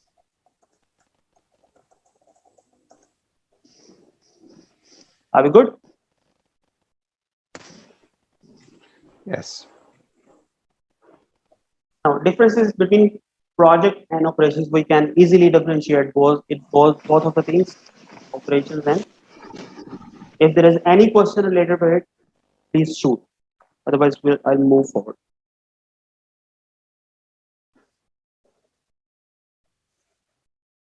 Are we good with operations and projects? Difference between Yes. projects. Very good. That's great. Now the OPM and strategy. PMI has a lot of standards. Like they have program management standard. They have portfolio management standard.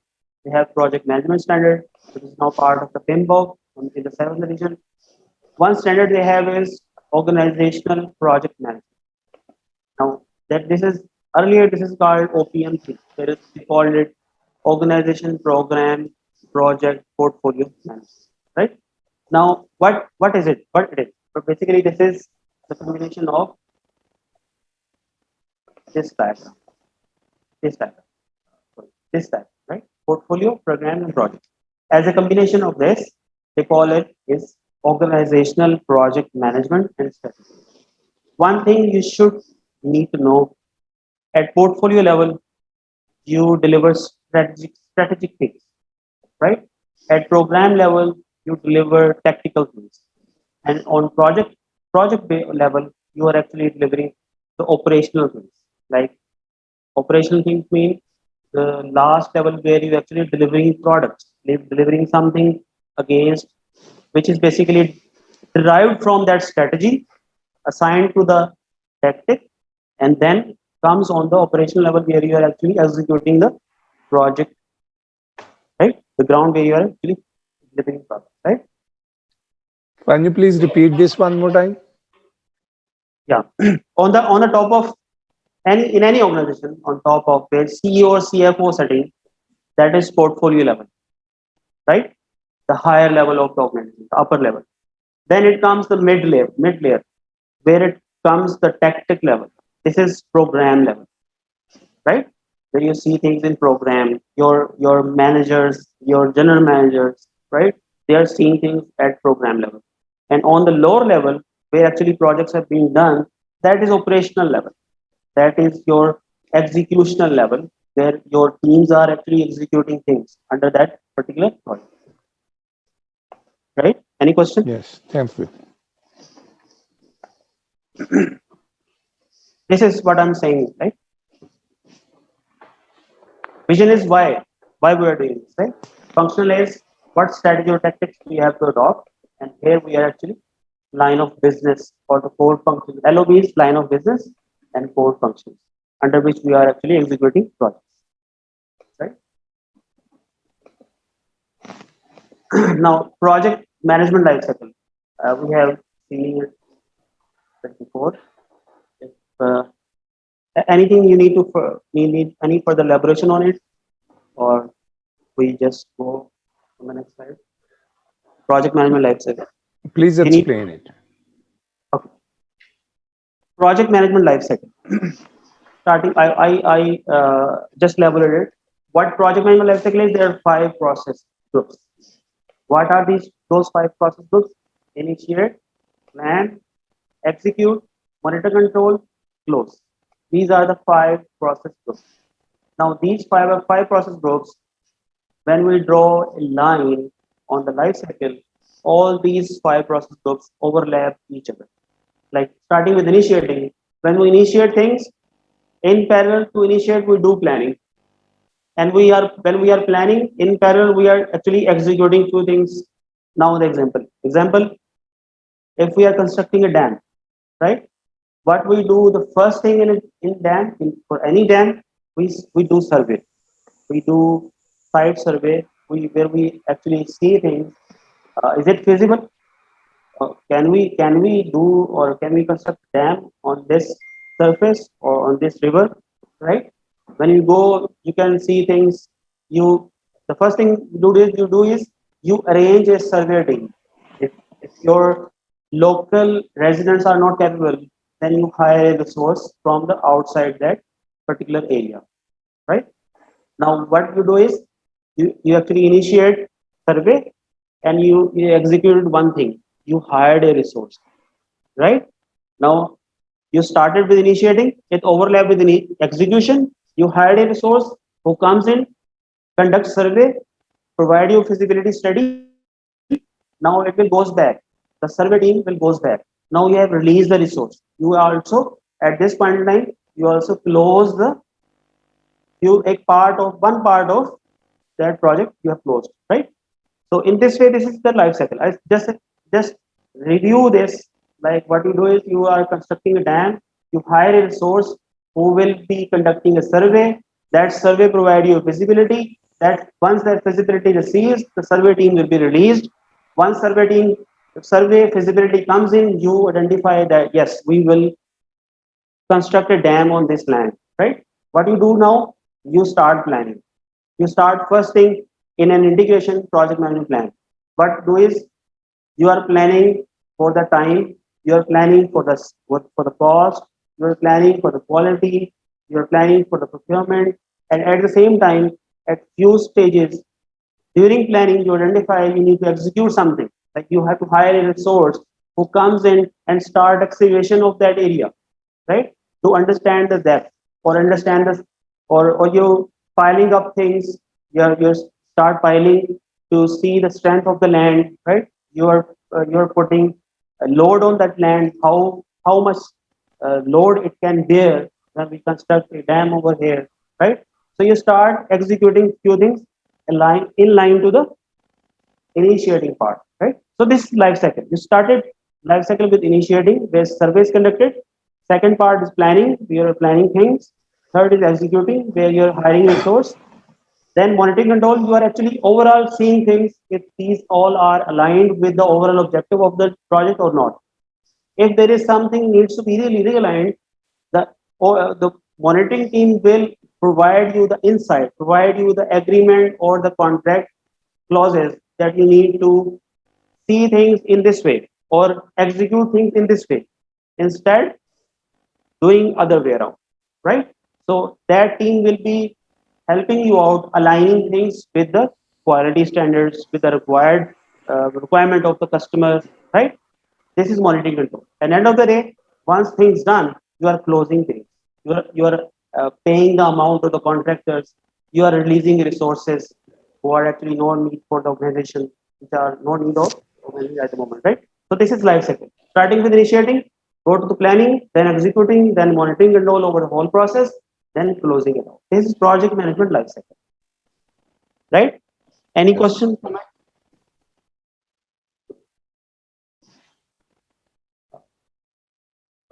Now, there are three life cycles. One is predictive life cycle, one is uh, which is called agile, that is adaptive life cycle, and third one is iterative slash incremental. Now we understood life cycle, right? Everyone is understood that what life cycle is. Is there any confusion about life cycle? Otherwise, we will not be able to understand these three. Any question from the life cycle? Are we good? Okay. Predictive life cycle is also called as waterfall life cycle. Have you seen anyone have seen a waterfall somewhere in the world or Pakistan?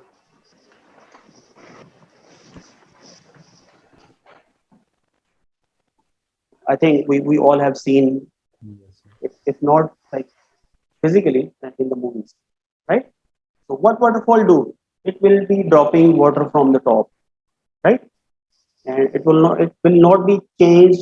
The direction of the water cannot be changed unless we modify the structure, right? It will be dropping down, dropping down, dropping. Isn't so? Right? Mm. Another example.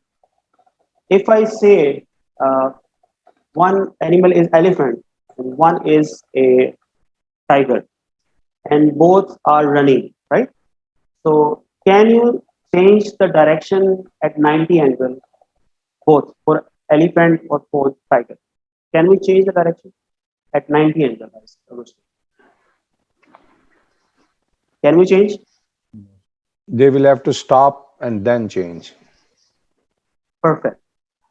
For elephant or for tiger? For both, they have to stop For both, completely before they change the direction. okay. If you are on the if you are on the internet, uh, just search for the tiger or running tiger. Just see it and then elaborate. Okay. Meantime, I would say for the elephant, it is right. You have to stop it, and then it will turn for the 19. But for the tiger, it should not be required to be stopped. It runs in sprints, right? It quickly changes direction when it see any hurdle in front of it, right? If you've seen running tiger, when any tree comes in into his way, he quickly changes the direction and runs through the other side, right? It will not actually stop, right? It moves along with velocity in which he is running, right? But for the elephant, he has to stop, and then you need to change the direction. If you don't do this, the elephant may be fallen down, right? You cannot change the 90-degree of the elephant while he is running, right? Same way, the predictive approach is what you do is you do plan today. Everything you plan on the day one, everything you write down on the paper, you see things on the paper that yes, we are designing this, you are developing overall maps of the building or the dam, you are putting things on the papers, everything is like in bulky way, right?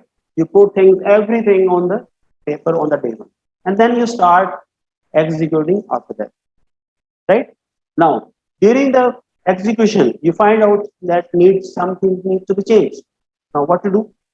You need to stop the project. Why? Because this change might restruct or like drive you to change in structure, right? So in that way you need to stop. You need to refer the agreement document or the design document. Once you see that document or see things like okay or not, in both ways, when you take decision, then you come back and resume your project, right? But for the adaptive approach, what we see the next, I will coming back to this slide, right? When we see the adaptive approach, it is like tiger. It runs through like sprints. When we, like we explained earlier, the software development life cycle, it has loops. It is changing quickly. It is change pro life cycle. It is basically accepting the change from customer, right? It is pro towards change. Okay. So, the tiger is basically running in sprints. That is adaptive. It is adapting things. Like it sees any hurdle in between is running. He changes direction very quickly, whereas elephant cannot do it. So the main difference between these two life cycles are the change. One is change flow, one is not a change. Right? Now the third life cycle is iterative and incremental. Okay, are we good with both adaptive and predictive? Or we need more on it? Are we okay? Yeah. All right. Now incremental slash iterative.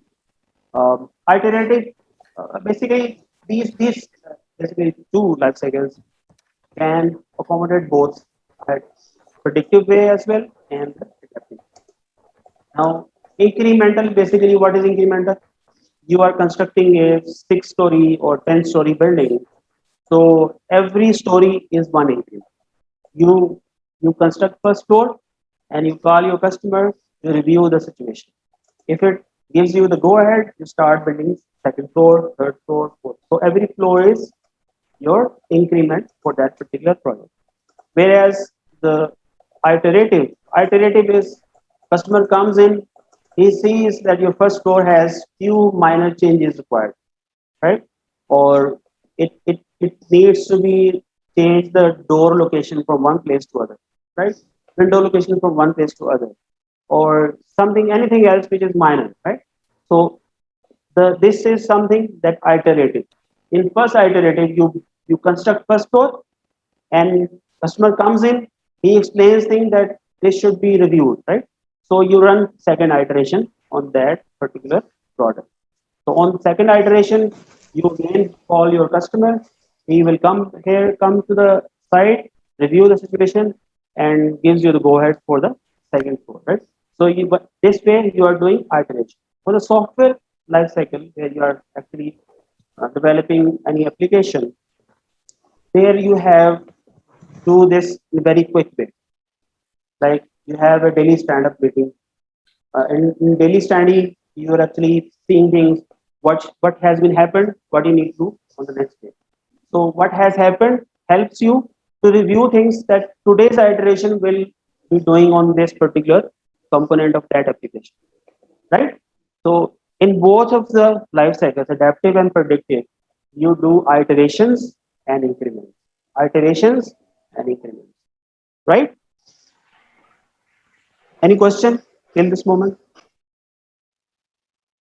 Are we good? Okay, we have 10 minutes break. If you would My care, question on this, these iterative and incremental could be both methodologies, like for the waterfall and the other one, yeah, it helps the predictive. both. It helps the both iterative and incremental help both adaptive and predictive. Or you can say it can like standalone helps the project, right? You do iteration, you do projects in iteration, you do projects in incremental, right? But mainly you are what you are doing is you are doing predictive life cycle, applying predictive life cycle or adaptive life cycle. But in both, you are actually giving increments to the against that product or doing iteration and that product to refine it as per the customer requirement, right? All right. Thank you. Okay, we'll have a 10 minutes break and we'll be coming back. If you would dare, I would offer you a cup of coffee or tea, but I think enjoy at your cost. Okay. All right. We'll be back.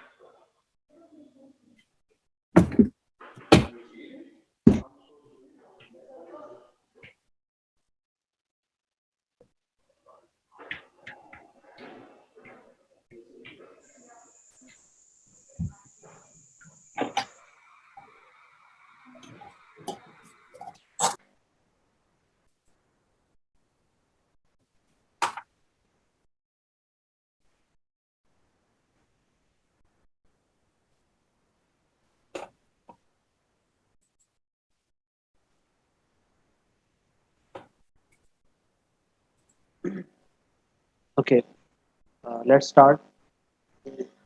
Resume this session. Are we good? Any question till this time? Okay, now business documents. Business documents, as we discussed earlier, that there is a business environment domain that will have 8% of the exam question. So these business documents needs to be understood fully to understand the questions in the exam, right? We will see one by one what documents are actually being part of any project when we start the feasibility of the project, right? At the start, we will have a project business case.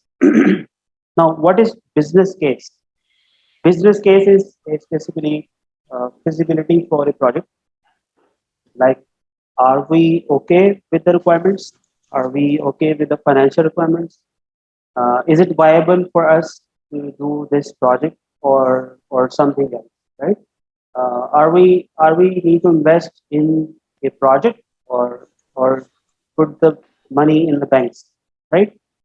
You do an analysis on the basis of certain formulas in which you get the information that we should go for a project or for an investment or putting the money in the banks, right? There are few formulas we will see in our coming slide, but overall business cases, it is basically justification for a project in an organization where you can understand, are we okay with it? Are we or we should do this or not, right? Talking about the approaches or the formulas we use in this or the methods we are actually doing is these are called as project selection. In business case, we have internal rate of return. One of the method is internal rate of return. This is basically a simple formula, a simple, like you can say, approach to identify, do we have to invest or do we have to put money into the bank. Now, internal rate of return is, you will see the rate of return, like interest rate from the banks or the interest rate or the benefit ratio from your project. You see that in 5 years or in 6 years, you will get this number of this this percentage of interest from investment, and from the bank you get this percentage of interest, right? Annually you see, if there is a 10% interest from the bank and 15% from the investment of in any project, you would go for the investment, right? That you are getting more benefit or more return on investing into a project.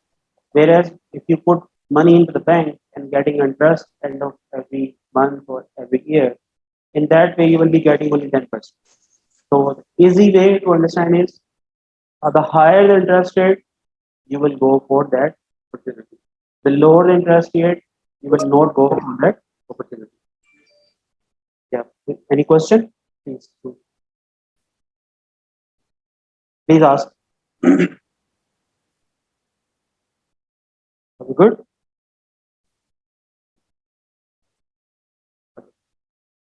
Right. Now the second thing is net present value. Right. All these things will be in my slides. We will run through on those slides as well. Just for the heads up, and net present value is, you will see the future investment in today's value, right? You will see that in future you'll be uh, making a lot of money. That what actually value of that money in today's day, right? So for that is there is formula. We'll see then, and higher the number is, you will select them, right? If they are given two numbers, the one is 5 and one is 10, you will go for the 10, right? Just for the heads up, you will see what the formula is. But there is one of the method is net present value. Then there is a future value. This is vice versa of net present value, right? Then there are a few other terms where you can see payback period, right? Rate of return on investment, right? So we will see all these things in our coming slides, but these are comes under the business case, right? Return on investment, higher the investment is, you will select the positive and higher, right? The payback period, the minimum payback period is, right? If there are two projects and you have to select one, you will see the payback period. If one has 5 years, another has 10 years, you will select the 5 years. The payback period is something that you're reaching out the break-even point, right? We'll see in detail in our coming slide. Then second thing written over here is project chart. Now, what is charter? Globally, we might have a practice of implementing charters or project designing or developing project charters. But for someone who is not developing project charter for every project, for him or her, this is the thing that charter is a simple agreement, right? You do agreements with your sponsor or someone who is authorizing that you are a project manager from today. That document is called project charter. Charter is basically authorizing a project manager that from today onwards, you are the one who is looking after all the aspects of this particular project, right? Any good or bad, you will be the responsible person. You have authority, you have the account, you will be accountable for something, right?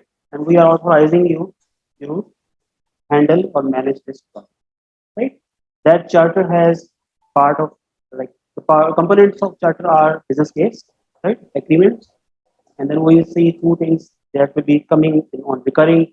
One is organization process asset and enterprise management. We will see those in our coming slides, right? But charter is simple and agreement. Then So, Pamar, I'm sorry for interruption. So, charter is not a simple appointment letter. It is an agreement between the project manager and stakeholder saying that you will be held responsible to complete it, and this is your budget, and these are your resources or whatever resources you are asking for. yeah, It is some agreement where you are not only setting up the ground rules, what can be done or not done, but also what am I expecting at the end of this project, mhm, yeah. But right? but if you yeah, exactly the same. I just referred it to create an analogy that any agreement almost have same clauses where you are identifying A party and B party, and end of the session or end of the document, you are providing an assurance that you have to deliver these things, these things, right? Uh, just for the sake of to understand the charter is, it is just like an agreement. But here, what you are doing is you are going one step forward. Now you are the person who is authorized. You are the person who will be held accountable for any good or bad of the project. But we are authorizing you, it will declare as that company or the sponsor will authorizing you as a project manager that you have the authority to hire someone, skilled resource, you arrange a technique or a skilled or something that capable machinery for your project to deliver something effective. Right? This charter basically gives you an authorization, which you told exactly the right thing, that it is authorizing you being a project manager that you are the one who will be responsible for the failure or the success of the project, right? Okay, are we good? Yes. Now, project management plan. The third thing is project management. We'll see it in detail when we jump into the integration chapter. So we go, the first process is charter and second process is project management plan. Now, project management plan. There are three things: project management plan. Project, we all know the temporary level, start and end it. Management, we're applying skills, tools, and techniques to manage that project. And then plan. Now, plan will be or should be something that is a guideline for whole project, that how it should be managed. This guideline will contain the every aspect of the project, every element, everything that will be carried out in that particular exercise of the task to deliver something. This project management plan will guide that element, that factor, that particular task, that particular process. If I give an example, you are scheduling. So this plan will guide you in which modality you will schedule. Like you do in seconds, you do in minutes, you do in months, you do in years. So it will be guiding you as a complete holistic view that it will be providing to the project manager, that what you do in line to this topic, in line to this topic. Whatever written into it, it is basically the document which is signed by the sponsor, the project authorized managers, project manager, project team, somehow customer, and this document is the Bible for whole project. Whenever you need to see something that is going out of the range or detract from whatever we have actually uh, incepted for, or what we have actually seek the requirement from the customer, you will go through this document, the project management. You always refer to this. It has a lot of things. It has around 18 components. 18 components it has, including the scope requirements, the quality requirements. It has baselines of schedule, cost, quality, schedule, cost, and scope. And then it has a quality requirement, the standard you need to follow, right? So it is a very comprehensive guideline for whole project. You always refer to this whenever you need to change, you need to deliver something, you are referring to this document, right?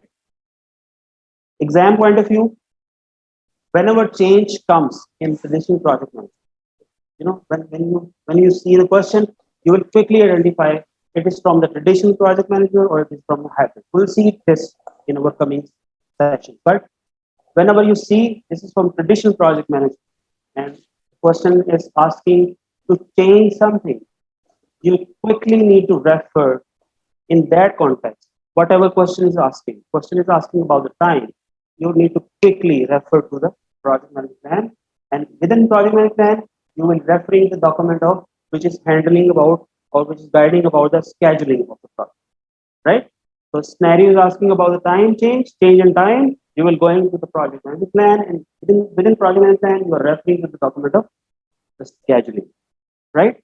We will see things when we attempt few questions in our tomorrow, I believe, where we see few things at the end of the session to review our learning for the 2 days, right? So as of now, just project management plan is a comprehensive document which provides you the guidelines, right? Okay. Anything you need to further elaborate about project management or okay with it? Shall I move forward? So you will refer to this document when the change comes, whether that change is allowed or not, or whether it fits within the scope of this project or not. Exactly. I have a question regarding to that. Sure. We have a first point project business case, and third one is project management plan. So, is the project business case lies in the document of project management plan, or it has another separate document of project business case? Project business case comes before project management plan. Project management plan is basically designed on the basis of business, right? Now, just give me a few seconds. Business case is, I just repeated, business case is a feasibility study. It gives you viability, financial viability, and technical viability. Are we doing this project? Is it aligned with the organizational strategies? Are we doing this same business? Are our line of business the same that we are conducting or taking care of this project, right? But project management comes into action when you assign the project to a project. Business case is something that is being happening before the project authorization. All right, got it. Right? Now the fourth one is benefit management plan. Now, when if we all are doing jobs in any of the organizations, what we do is we do forecasting, we do budgeting for our organizations every year, right?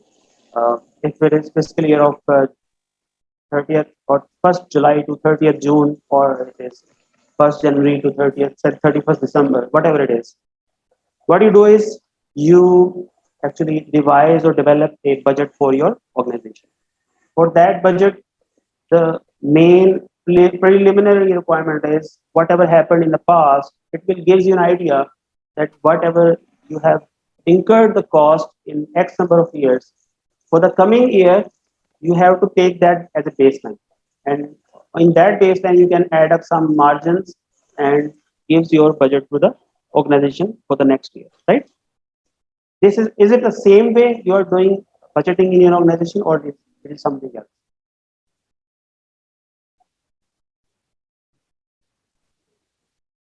Okay, anyone?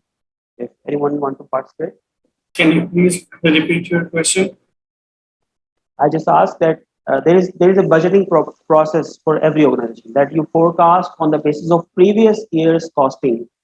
That you add a few margins on that, and you ask your finance team that arrange this number of finances for me for my department for the next year. Is it the You are process? you are Exactly, asking sir. about the OPEX and CAPEX? Anything or OPEX or CAPEX in both of the cases. Exactly, sir. We are doing the same. We are taking the previous year's Excel sheets and then we are recalculating it. And then we Perfect. are comparing it with the previous years also. Perfect. So we are taking baseline of the previous year.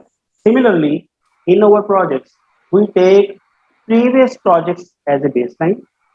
If we done any project, any similar nature of project previously, we take that project, costing of that project, revenues of that project, and make it a baseline for our coming project, which we are actually taking care of in future. We are giving those values to our finance department that this value plus this margin, please add this forecast for our coming year. Now, this benefit management plan basically helps us that every time we develop or devise a budget, when it is allocated to us, it gives us like there are many criteria around the globe, but mainly they they allocate us first quarter of the budget, right? They allow us to use Q1 of the budget, right?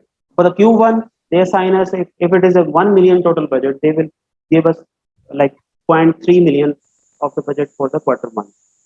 For the 4.3 million, I will make the expenses, whatever I incurred against any requirement, and then filing it against any string in the ERP or so on so on, whatever the software or whatever the mechanism we are adopting, we are actually logging it into that cost center, that cost wherever this cost is going on, right? It is logging into that register, right?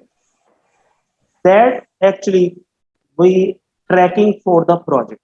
We are tracking whenever we incur any cost in a project. For instance, I give an example. If we are going to building a room of 4 walls, wall one cost of wall one is like around 100,000.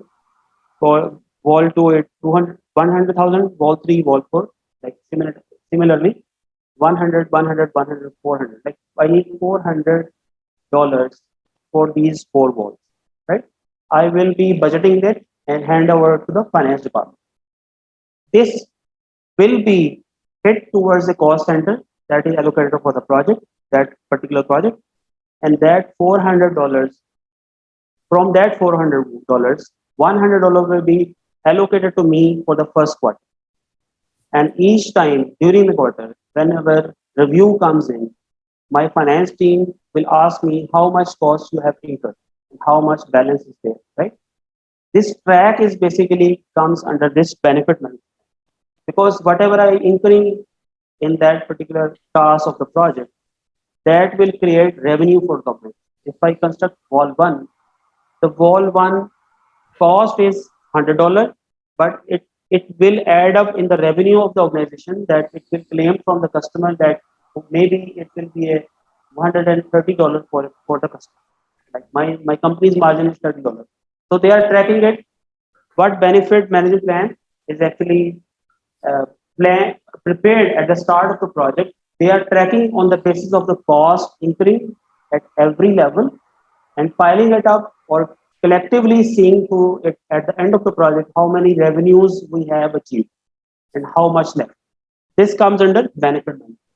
They are actually aligning these benefits with the cost which we are occurring, every department is occurring, or every component of the project is occurring, incurring, and that cost collectively shows the whole value where you can see how much we have earned, how much we have benefited from this project. Because that cost will actually giving us revenue from the customer.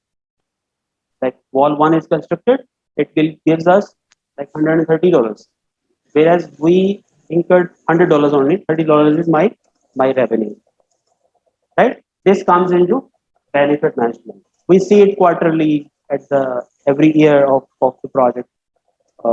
If any number of years of the project, we will plan quarterly, biannually, annually. We map it on a benefit, like a benefit management plan is mapped, and everyone has to follow that plan that he is participating to earn revenue for the organization. Right? Is it clear?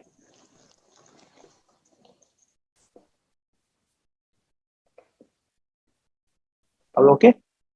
Yes. Now, there are three things which comes when we again. This is an introduction chapter. Maybe sometimes it is boring, right? But for our coming lectures, it is more interactive where you can participate. Still, if you feel something that you are not comfortable with the learning and it goes beyond whatever we are like, we have spent more than 3 hours today. So if you feel it is enough, we can close it down. And if you feel it's okay, we can continue. Are you okay with it? Or you feel that it is something is going now? No, we want to continue, please. So Okay, please continue. perfect. Now, there are three things in any project. One is project performance data. One is project management, project performance information, and one is project performance report. Now, the project data is something that I just say an example. If I'm building a room, 4 walls of a room, then wall one, wall two, wall three, wall four, I will be explaining to my manager that I constructed wall one, right? So it will go to my manager. He will be looking after 100 of such rooms. He will be collecting data from the end users or the field teams that room one, wall one created, room two's two wall created, room three, so on and so forth. This is the data, right? He is collecting this data and making this as an information. How this information is made? He will see that room one has 4 walls. So if one wall is created, it means 30% of the work or 33% of the work is complete, right? 25%. 35%. To be precise, if you see 35, right? So the 35% is completed. Room two walls constructed, 50% is completed. So for the management point of view, they will never be like interested to see how much walls are constructed, right? Management or CF or CO would be interested in what percentage we are actually standing at the moment. How much in percentage we have completed our project. Are we at 60%, 20%, 30%, right? So a discrete information is required for the manager, right? So project manager will process this data, make it in an information, and put it in a presentation to share a report with the organization, right? Starting with the raw data that will be having how many walls are constructed, right? How many number of rooms are constructed. It becomes in an information, then goes into the report, right? So these three things. Okay. Now there are tailoring. Now, what is tailoring? Tailoring is something I'm saying there are 49 processes, 5 process groups, 10 knowledge groups. Now, assuming this, we might think that it might not require every time that we implement 49 processes for every project. Yes, same. We will not implement these all processes for every project every time, right? We will tailor, we will customize these processes according to the environment of our project, and as per the requirement or the environment of the project, we will pick and choose the processes from it, right? Uh, when we see the processes, you will see there are 49 processes, including develop charter, develop project and plan, direct and manage project work, uh, collect data, whichever we have called information data and reports, then monitor and control project work, integrated change control board, then we are closing the project, then comes the scope. Same way we will see project management plan, project scope management plan, collect information, right? Defining scope. These are so on and so forth. There are a lot of around 49, to be precise, 49 processes. Now these all 49 processes will not be required for every project. We will tailor it. We will customize it as per our requirement. But end of the day, methodology will be remain same, that we are following predictive life cycle or adaptive life cycle. We're doing things in iterative way or delivering things in incremental, right? So we do tailoring of the process, right? Now the second chapter is project environment. We end with our introduction, where we see the project definition, program definition, portfolio definition, project management definition. Then we have gone through data, work data, work performance information, business documents. These are the basic things, right? From the chapter one, do you have any question? Anything you want to clarify more? I'm available. Are we good? You used the word two types of life cycles. One was predictive, and what is the other one? Adaptive, Adaptive. I'm sorry. Thank you. right? Now, environment. What is environment? Anyone? What we call is environment?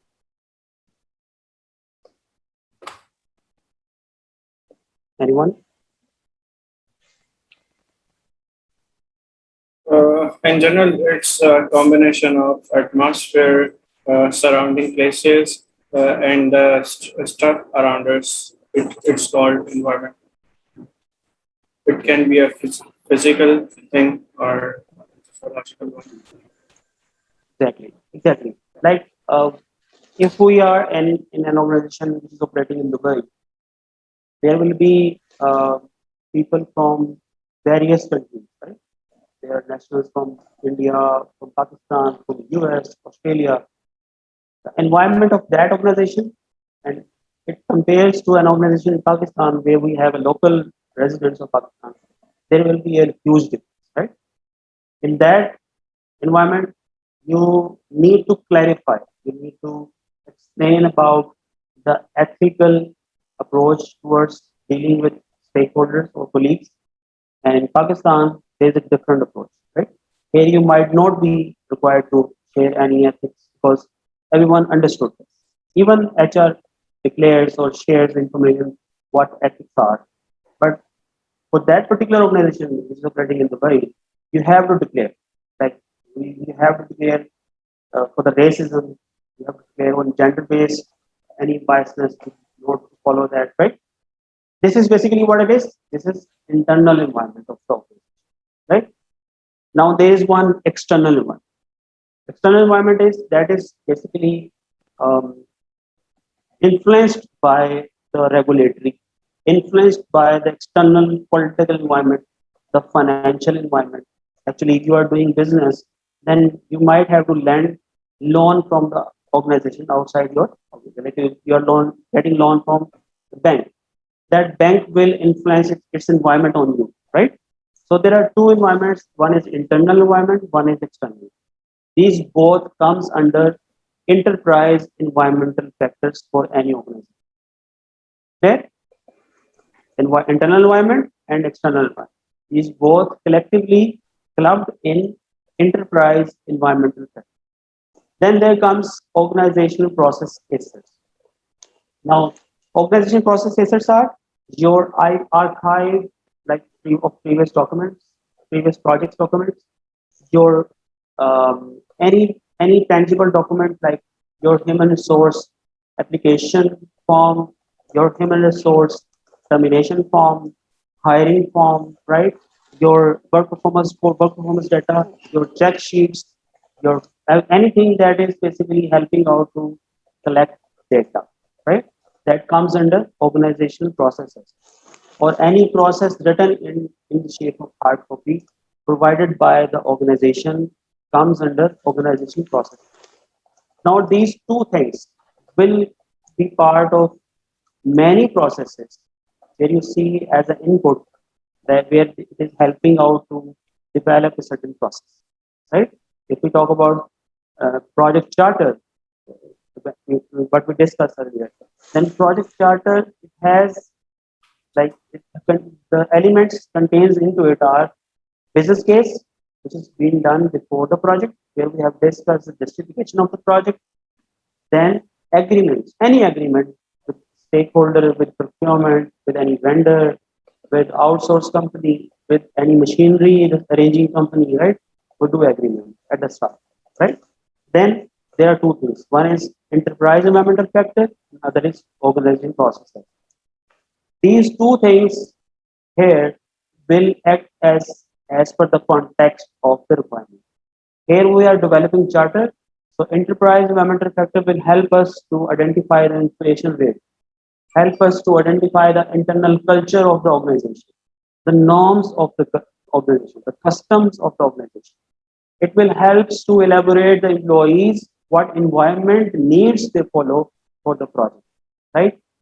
Is the payment of any toll is legal in Dubai or not? It will be written down that in that environment, which is external. The financial impact of the organization, which comes outside from the organization, that is also an environment. Like how much interest you have to pay to the bank. It will part of the benefit management plan, where you are actually comparing what you are earning and what you have to pay, right? That comes into environmental factor. Then OPA, organization process asset. There are a lot of templates. There are a lot of data available of the past projects we did for the organization, right? Forms, any book, which is the policy book, that is part of that OPA. Right? It is helping again on the basis of context of that process. Like if you are developing charter, maybe charter template is given in that OPA, right? So organizational process asset and enterprise management. These both will be coming a lot of time in over coming processes, right? Then third is organization systems. Organization systems are basically influenced by internal stakeholders and external stakeholders. It is similar to the enterprise environment, or it helps sometimes to develop certain forms, certain data for the organization that assist for the organizing process. Right? Are we good? Any question? Can you explain organizational systems a little bit? Yeah. Here we can see organization system play a significant role in the life cycle of the project. Well, we'll see in detail in our coming slides, but just for the heads up. Organization systems means uh, I just wanted to not to go into any more detail, but just for the sake of the structure of the organization.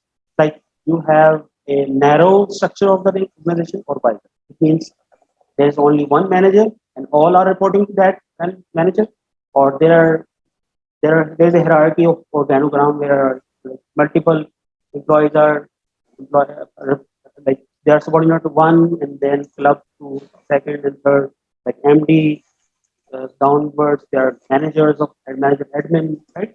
Or I can say there is a functional organization. There's a lot of functions like admin function, finance function, technical function, right? And they are all like reporting to the CEO. And under those functions, there are a lot of managers, and under those managers, assistant managers, and then they are under other like technicians, electricians, like so on and so forth. Those employees are working, right? This is organization system.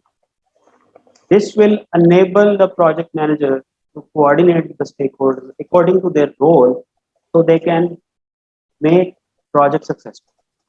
This is organization, right? Yeah. Thank you. Internal environment, we have discussed this, right? Internal, we have discussed this.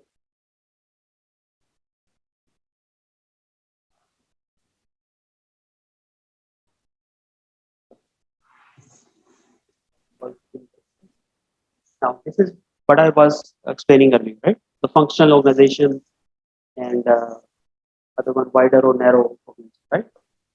PMI refers these around 10 structures of the organization. These can be for any organization, all organization, or one of the organization, right? Talking about the first, the organic or simple. Organic is someone who is a sole proprietor, or you can say the one man, only one person who is a consultant and hire teams for whenever it requires, right? Or they are not doing any project, anything at the moment, right? They are sort of one man army, right? They don't have any structure of government. This is organic or simple, right? Or two, three people are working. They always engage people from the outside, and once done, they close the project, right? This is something that is not a structured way of any organization. It is organic, right? Then there is a functional organization, right? Functional organization, as I explained earlier, that you have a function of admin, you have a function of technical, you have a function of finance, you have a function of legal. Now, in that functional organization, you are managing projects in a way that you pick person from A department, A function, B function, C function, and collectively they are delivering something. Right? Doing this way, maybe you will not get the results, effective results of the project, because everybody will try to give you a person which is not useful for them. Right? They will be giving uh, which are like free riders for their department. They will be uh, giving you as for the project, and you will be dealing with someone who don't know what processes are, how to handle things, right? So in functional organization, you may not be able to deliver projects effectively, right? Then multi-divisional related to functional, but multi-divisional is something. If I call Dubai or one division, Abu Dhabi second division, Sharjah third division. It means there are three divisions and one head sitting at Abu Dhabi. He is looking after these three divisions. These three divisions has its own function, again finance, technical, right? And on the above, that manager who is sitting at Abu Dhabi, project manager who is he will be getting resources from these divisions, right? Again, a type of organization which is working globally somewhere in the world, right? Multi-division. Then weak matrix, balanced matrix, strong matrix. Now, matrix is if we see the word matrix, it is like column or rows, right? We see the function. In function, we discuss that everybody gives a resource from the organization. They coordinate with each other and deliver something. But in matrix approach, again, it comes into functional organization. In matrix approach, what happens? You like nominate someone, a project manager, and ask him to deliver a certain project for the organization, right? He will coordinate with all of the functions, in three or four functions, get the resource from them, and try to deliver that particular thing for that particular product against the project. Now, what happens again, just like in functional, in metrics, they will be handing over a person who is less likely to deliver anything, who is not a good performer, right?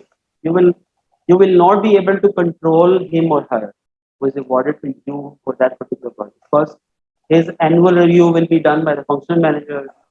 The finances will be arranged by the finance manager. So you are someone who cannot take decisions who cannot control things, who cannot control resources. In this way, might be you ended up with a failed project, right?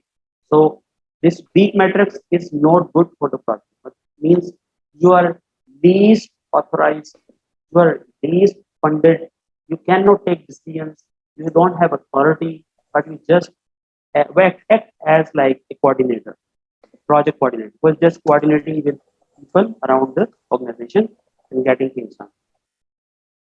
Somehow, a bit better approach comes in management, where you have a little bit of authority. Like now you can say, like you can choose someone from the department, from that function. You can ask, no, I don't need this one, I need that person. But still, the function manager has more authority than you.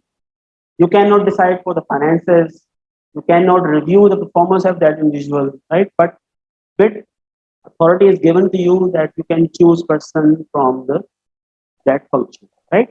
And then comes into the strong metrics. This is something where the project manager take decisions. He can hire a resource from the outside as well, if not find someone from the functional, right? He can hire it. He can even review the performance of the functional team members who are assigned to him. So starting with weak metrics, lowest authority, moderate authority in balance, and in strong metrics, the highest authority, right? And after this strong metrics, there's called project oriented organization. Project oriented organizations means you are doing projects only, right? You are an organization like if I talk about Pakistan, there are NESPAC. If I talk about there is DESCON in Pakistan, right? They are doing projects globally, right? They are doing shutdown projects in the DESCON is doing shutdown projects in Dubai, right? In UAE, they hire labor from Pakistan or anywhere in the world and sending into Dubai for that shutdown, right? So they are actually doing is when the project's ended, they release the resource. So the keyword here is no home. In project-oriented organization, there is no home for the employees because once the project is end, you are no more part of the organization, right? Then there is virtual. Virtual is you are doing projects in Pakistan, but that project is actually undertaken by a US company. That company has hired you in Pakistan to develop something, to design something, to test something, right? It more often comes under software development. For other projects, you might not see very frequent something like that. You hire a resource from other countries, right? More often in our software development projects. Hybrid hybrid is something your organization combination of all of these as I explained, eight of the types of organization or anyone. This is hybrid, right? This is hybrid approach. And the last one is PMO, project management office, program management office, portfolio management office. All three comes under this P. Now, PMO is if we say uh, as I earlier explained the program management and portfolio management.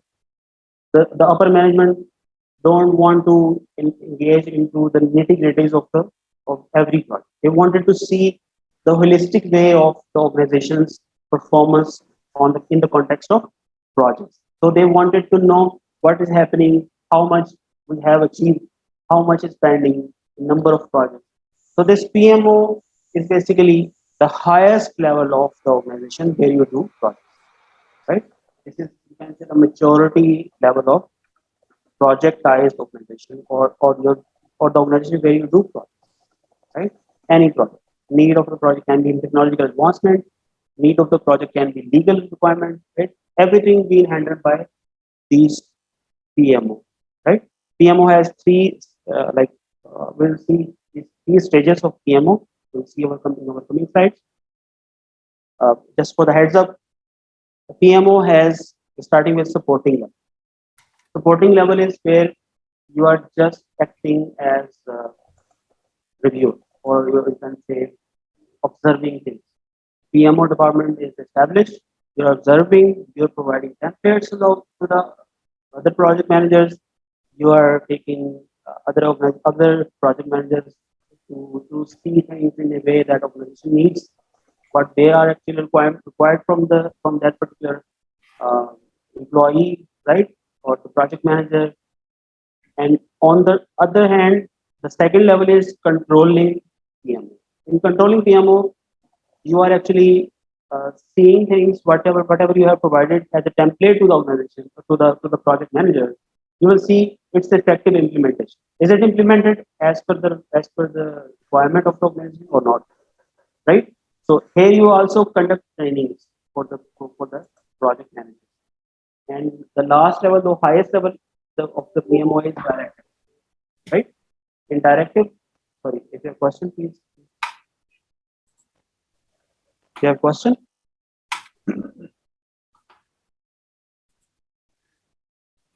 The highest level of PMO is directive, project management.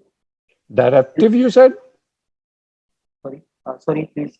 You said directive or director? Directive, All right.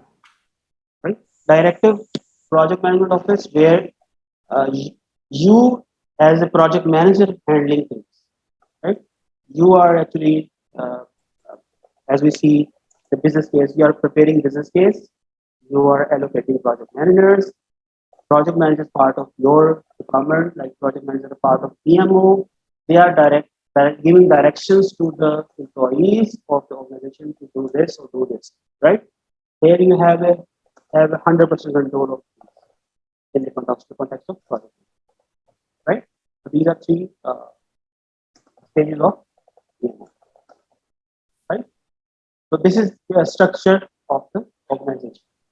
There are various now this can be these scenarios based on these organization types. Scenarios can be developed for the question, and you will see a lot of questions coming like you saying you are working in a multi-divisional project, manage project structure, um, and seeking the answer. You will just quickly uh, switch to your mind towards multi-division. You know, in multi-divisional project manager don't have a problem, right?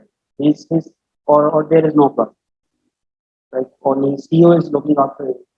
Only function manager is looking after it. Right? There is no problem. So similarly, you can answer the question. Once it asks from the project oriented, right? So project oriented, there is a project manager. He is fully authorized. He is the 100% owner of the project. He will be accountable, right? So quickly, you need to switch your mind to the project oriented. Okay. Are we good?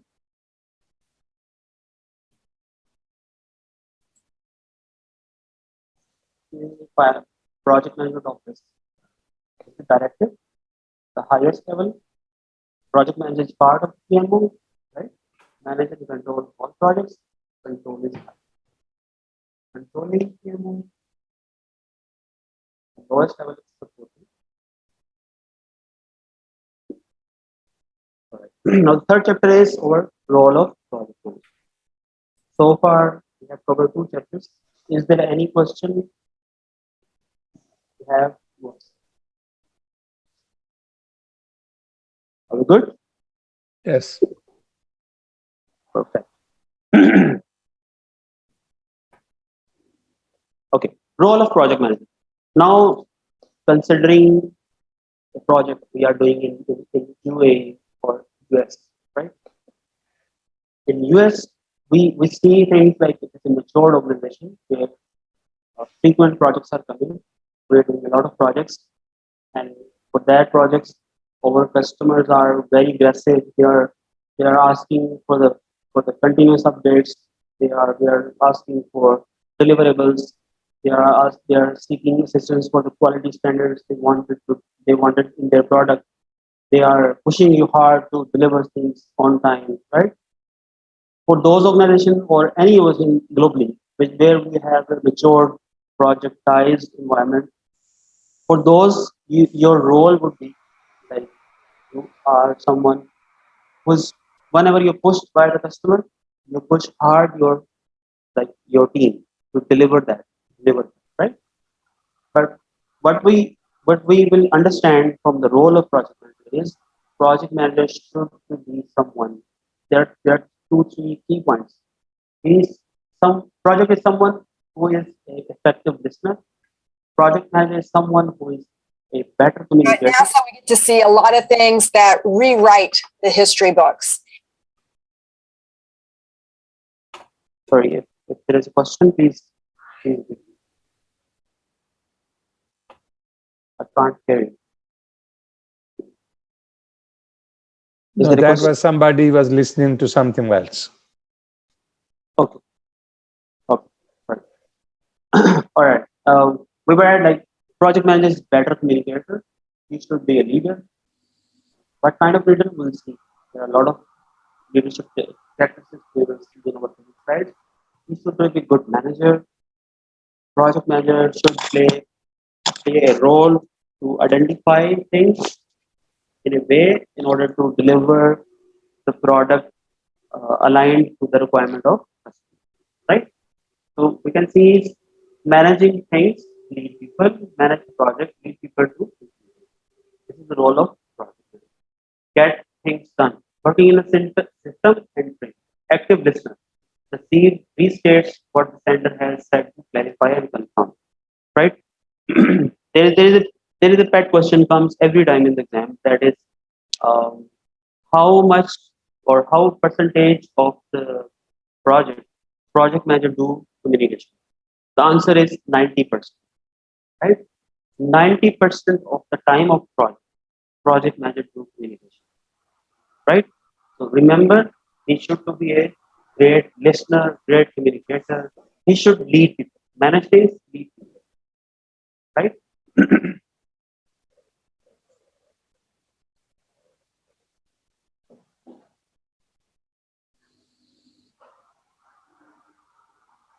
Listen, speak, written, oral, project management communication, formally, informally, vertical, horizontal.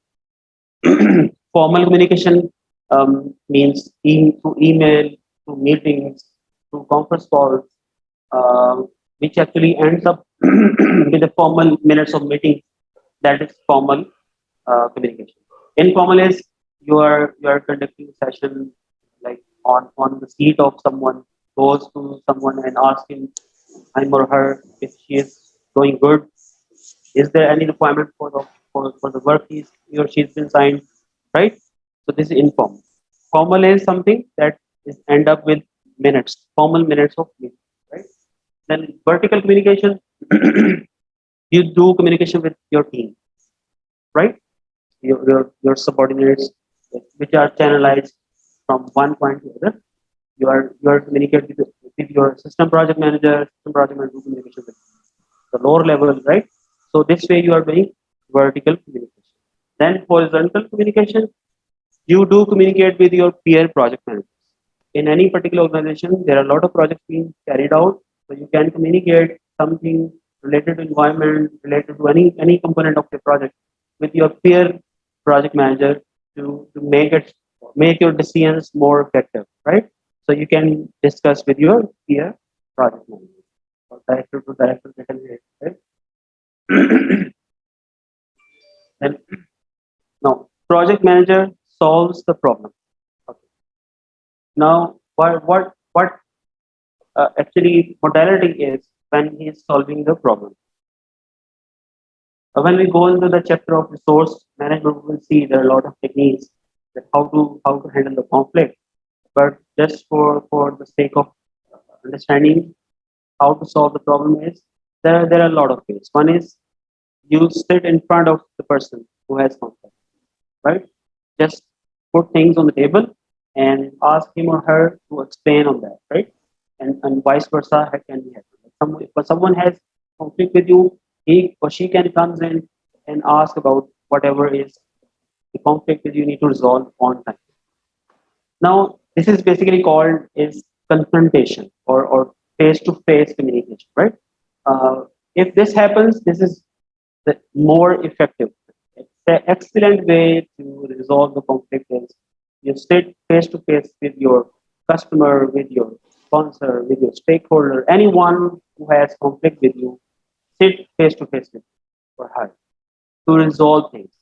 This is the best way to move forward. If you do not resolving things and piling it up or delaying the decisions based on those conflicts, then end of the day you will have a lot of things to resolve. You cannot deliver projects. You actually dealing with people, resolving their conflicts, right? You will mess up with, or you are big time going towards the failure of the project, right? You just have to see things in a way that everything should be resolved, right? Social, economic, environment project. Now, the market condition, you have to see the market condition, being project manager. You should know what your competitors are doing, what financial situation is coming now, right? If there are inflation rate is increasing in coming years, you should need to be informed your manager, your organization, whatever the responsible person is. You have to see the political environment of the country, right? So all these things, being project manager, your role to act as a project manager. Now, I give an example of Dubai where an organization has multinational employees working. Then you have to be more like ethical. You need to understand what ethics are being considered for everyone, for every national, for every other national, right? You need to understand what ethics requirement for those. Okay, so need to understand the international influences based on culture, language, economic model, regulation, laws, social influences. Now, knowledge something. Okay, if I say on the day one, as I said earlier, the progressive elaboration. The project is a progressive laboratory. Right? How progressive laboratory is on the day one, we develop a charter. We never know what charter is, right? We put things into it, we put agreement into it, but on day one, we might have a surface level of knowledge, right? From the face of it, we can understand what is the requirement of customer, right? We cannot say the customer will accept it or this will be the final product, right? It can change. It can have a multiple change or can change. The elevation might be changed into the day, right? So on the day one, the knowledge level is surface level of knowledge, right? You have a surface level of knowledge. You can say the face of value of any, from the look of it, you can say it is this or it is that, right? But as the time passes, you become more aware of that. So your knowledge is going into the deep level. You are understanding things in more elaborative way, right? So your knowledge is increasing towards the project delivery. And end of the day, your knowledge is at extreme level, right? You are anticipating everything. You know what has to be delivered, and you actually manage things accordingly, right? So similarly, your performance is improved. I'm sorry to interrupt. Before we go to the performance part, I'm sorry to interrupt, Kamar. Can we go back to the previous slide and talk about this problem-solving skills actually, and we can spend some time on that. I know you mentioned about trading face to face and resolve any conflict or issue, right? Can you share some tools, more tools about that? You know, it's not possible all the time. You have enough time to sit to face with customer, and not only external. Actually, sometimes you have internal issues with the team too, right? So if you can spend a little bit more time here, maybe a few tools share with the team that how we can go with internal conflicts when you see conflict of interest, or maybe what you call the internal politics, something like that. You know, this kind of thing. Let's talk about this maybe a little bit more. Look, there are a lot of tools. Like if one of the tool is written over here as root cause analysis, right? Once conflict comes on the surface on the organization, that you find out that there is a conflict. What you need to do as a project manager is you need to validate that actually this conflict is actually or not. If it's something that I need to get into it, or just need to be delayed, or it is not a conflict, right? What you need to do is, on the day one, you need to run a root cause analysis. You need to see that if this thing is actually conflict is or not. uh, I when I was started the explanation, I told that I will be see it in detail, and when we do the resource management knowledge area, like run through resource management knowledge area. But just for the sake of answer, you do root cause analysis. You see what root cause of that problem. Now there is a tool, and the tool that is called Pareto analysis. That 2080, right? You will see these 80% of the issues are basically because of 20% of the causes. So you will sit with those 20% people, not with all 100% or 80%, right? You will sit with those 20% people. Now the question is, if you are not able to communicate face to face, for the virtual or for the hybrid or type of organization, you can do a conference call, you can do a video call, you can communicate over telephone, over the mobile, where you can interact directly. Face to face means you should coordinate or communicate directly with the person who has conflict. But before going into the resolution, you just need to identify either this conflict is exist or not. If it exists, that how or what type of conflict is this? Are we talking about time conflict? Are we talking about quality related conflict? For that matter, being project manager, you know you should become ready for that to resolve that conflict, right? You collect information, you get the data whichever required to coordinate with that person. But what is the best approach to resolve the conflict is based on all these technological methodologies, like we are saying, we run root cause analysis, we run Pareto analysis, we do brainstorming, we run mind mapping. These all we will covering these all techniques in our coming slide. But Got it. Okay. these will be giving you the insight if this conflict is basically regarding time. So you will call the time manager and the person who has conflict, and see things in a way that they should coordinate directly, face to face, or either over the call, but directly. They should coordinate directly to resolve it. If I go, if the problem is with A person and I call the B person, the A person will feel that he is neglected, and problem will never be solved, right? You need to create a win-win situation. You need to create something that facilitate your subordinates or your team, that you are the person which I comes to you, and you are the person who will resolve this. He will feel the honor and the ownership with me or him or her. He will feel comfortable to communicate, and end of the day, we might ended up with the resolution of that conflict, right? Got it. So, a follow-up question on that. Thank you very much for explaining that. Actually, a follow-up question is: let's suppose you have a conflict and you went after that. You talk about whatever the issue is. Now, when you're talking to somebody about the issue that this is your problem or your problem whatsoever in there, it's not always possible to make a win-win situation, right? And because you have resources in your team in a project, it actually left a negative impact, right? How you control that part? So let's suppose I have 3 resources working on a subject. 2 of them has an issue. There's a conflict there. Now, for sure, one will be right, other one will be having trouble or misunderstanding, right?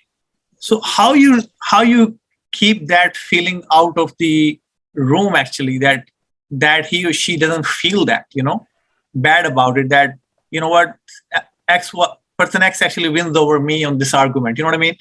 So how you put that in there, that it's not about winning, actually, it's about a goal or what we are working at. How you handle that part?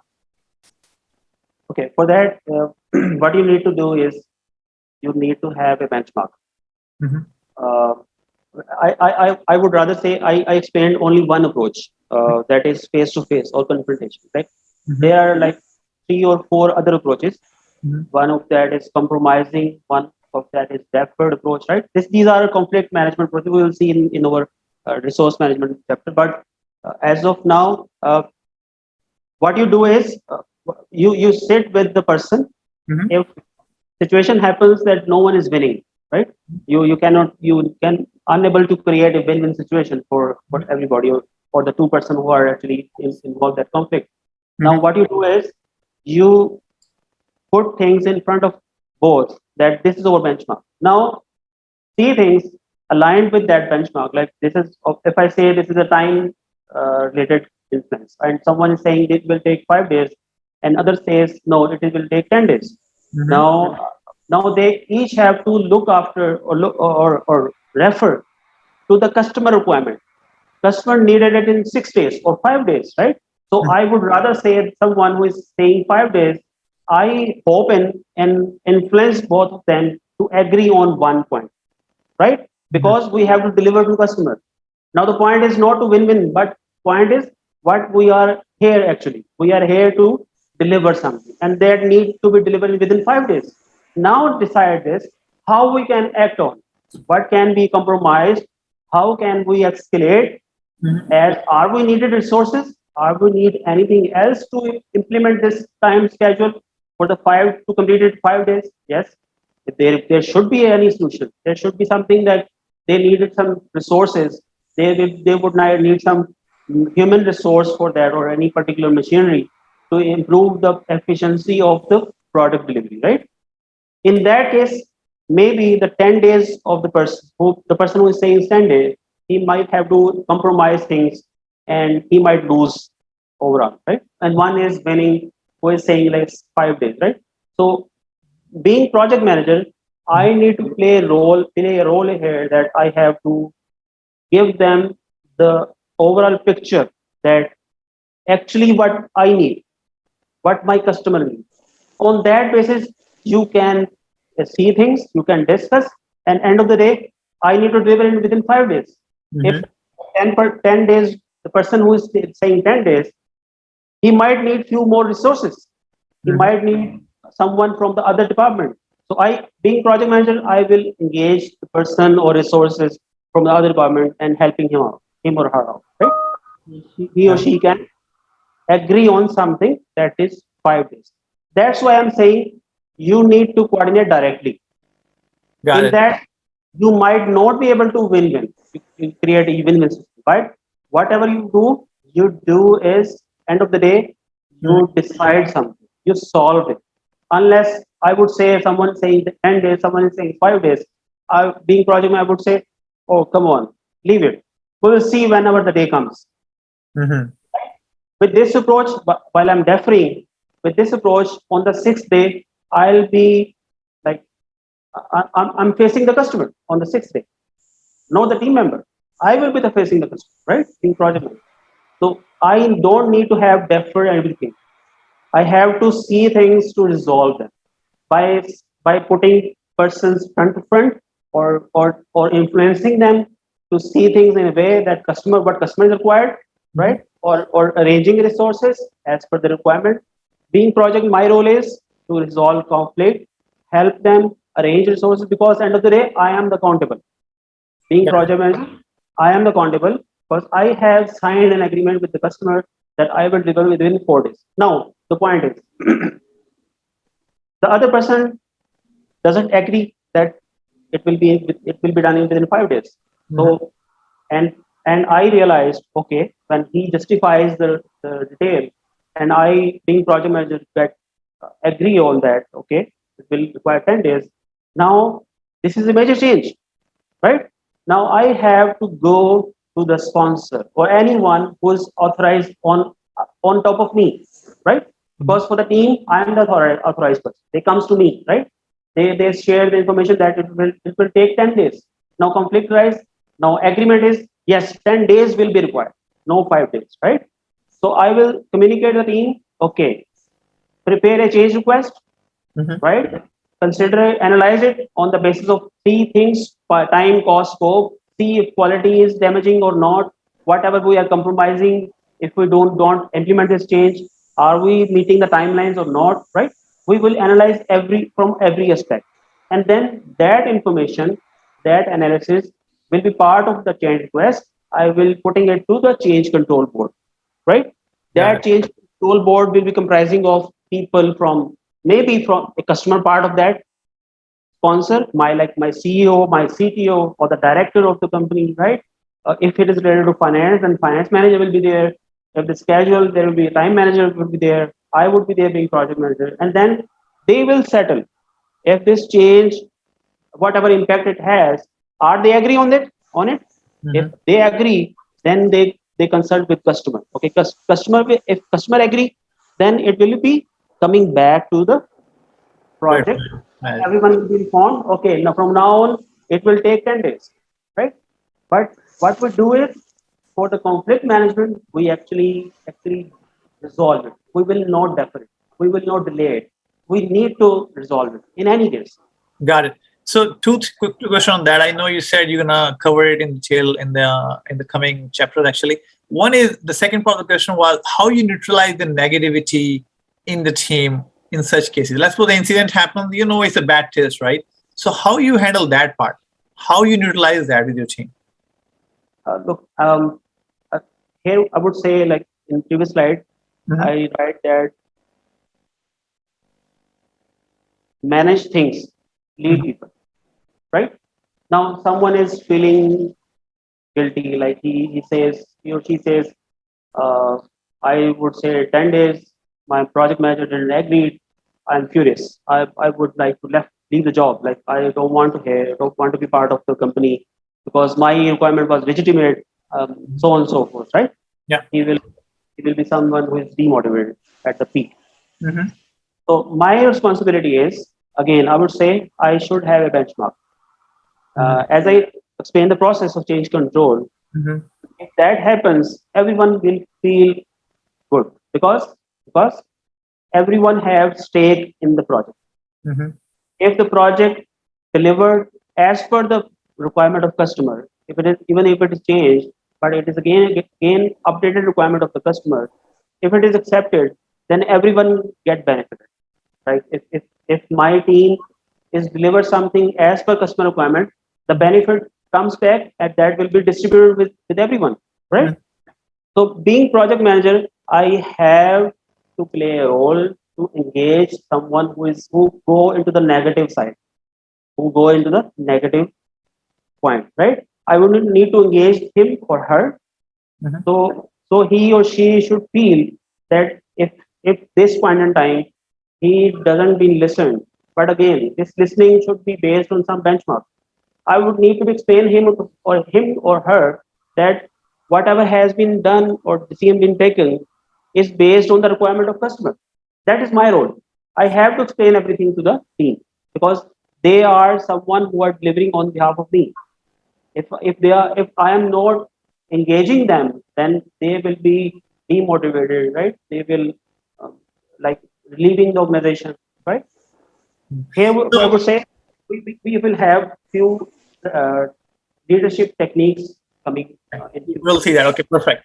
So the second part was the whole question was the last question on this. I'm sorry I'm taking time here, but when you say benchmark, being a project manager, where it will come from? What's the source for that? Like, if I'm a project manager, let's suppose, the benchmark normally my team, who are the techies actually, who the technician, the supervisor, they have worked on the ground. They know what it takes to get things done, right? They know the hours actually, I should say, right? On a top level, I know in days or months and years and all this stuff, but they know what it takes to get there, right? So what will be the source of the benchmark for a project manager? Will it be his own experience from the previous projects, or will it be the feedback from the team? So how you set the benchmark, where you will get it? Both. Both of them? Yeah. Past experience as well from the projects and the input of the team. Now, I would say please hold this question or park this question till tomorrow, right? We will be studying integration project management, and then there is a project management plan. I will be explaining in detail this question, right? Just park it. Right? Thank you. Okay, Israr, please. Yeah. So I was just going to contribute to this, that when there is a conflict and then when people are feeling that they have not been legitimately heard, we should focus on the problem and the process rather than on the person. One thing. Number two, sometimes people only want to be heard. They may be wrong, and I may know that my answer is always correct or going to be correct because I have the benchmark, I have the history, but I still have to listen to the person thoroughly Yeah. so that the person has the satisfaction that he or she has been heard without interruption, and then later on explain them, no, this is based on my experience, this is the benchmark, this is where we have to be, or this is the requirement. Granted, sometimes we end up promising with customers something which is not possible. Exactly. Then we provide the resources, but sometimes the team member only wants to be heard. Exactly. Or you give them the examples, some legitimate examples from your life or their life. How would you go by? I have to deal with this most of the times with my engineers to explain them, when you go out and buy some product, you go look at 20 places and then you buy the product. Yeah. Similarly, customer has the option to look at 20 other companies before they will hire you or let you do the project. So that's why we have to be very competitive and do this in a shorter period with less number of hours and things like that. This is my daily battle. Perfect. Perfect. But I do listen to them first also. Exactly. Exactly. That's perfect. Thank you. Now, there's one example like from our routine life.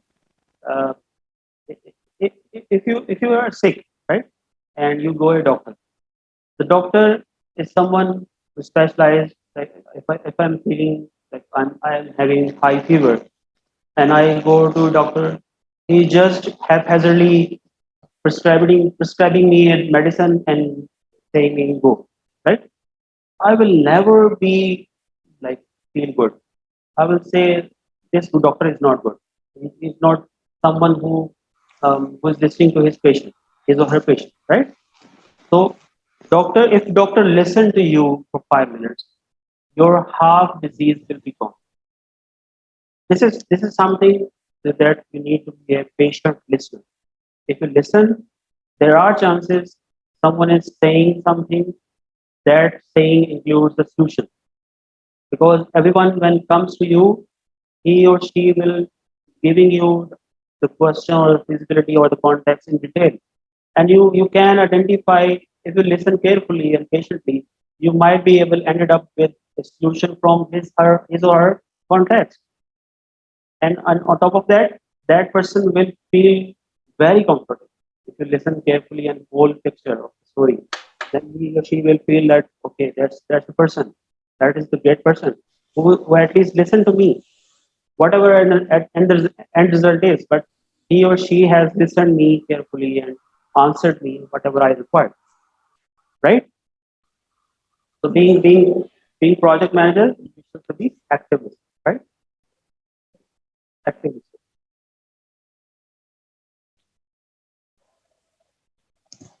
Okay. Where we are. Okay. Performance, right? So I said there are a surface level knowledge, one is deep level, and one is highest level knowledge, and then this will trickle down to the performance. On the day one, we are performing 0. The day 15, we are performing like moderate. The 30 days project, then 30th day, we are actually at highest level of performance, just based on the elaboration of the project. If we are elaborating things, we are understanding what are the requirements, we are engaging resources as per the requirement, we are delivering that product as per the customer need, customer is accepting it, and that's it, right? We are going to the operation part. The performance is based on the knowledge, right? Then personal. Personal again, we'll see few leadership techniques coming by in our next slide. So leadership, being leader, what you need to do is you need to manage things, lead people, right? Manager and leader, there is a huge difference, right? Manager is only looking after the financials, right? He knew that should be done on that time. But leader says, okay, I'm with you. I'm with you. Let's do it. Let's do it, right? I'm with you. We can do it. We can have this done before. Let's do it. But manager is sometimes someone, come on, let's do it. Come on, I need that on this day. That's it. No more talk, right? So you need to be a leader.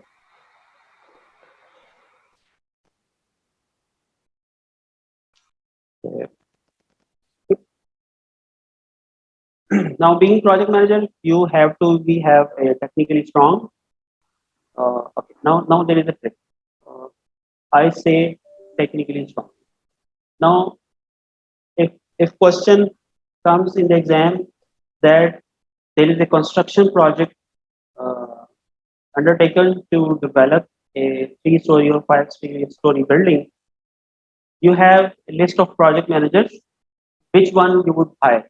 And there are options. There are a lot of four options, and out of four options, there is one is the construction related project management. You will pick that one, right? If you are doing construction project management, you need to pick that person who is doing construction related projects because you need technical information. But it doesn't mean that anyone who do PMP cannot look after other projects because this approach, this structured approach, is basically generalized for every industry. Well, when I explain product life cycle, I should say that I have to launch a car, then anyone anyone who did PMP with any background, he can manage that launch ceremony under this structured PMI approach, right? But if the question asks that you hire a technically sound project manager, yes, you hired a technical sound project manager. But as a whole, we can see this is a generic approach towards project management, right?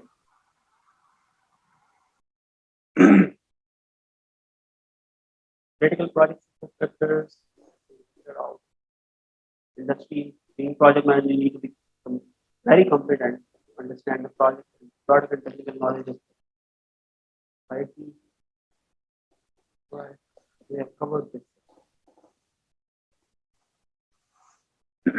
Business knowledge is strategy, explain essential business aspects of team, work with project sponsor, team and SMEs, value, implement strategy, maximize business value, right? This has been covered, I believe. All we have covered. Right?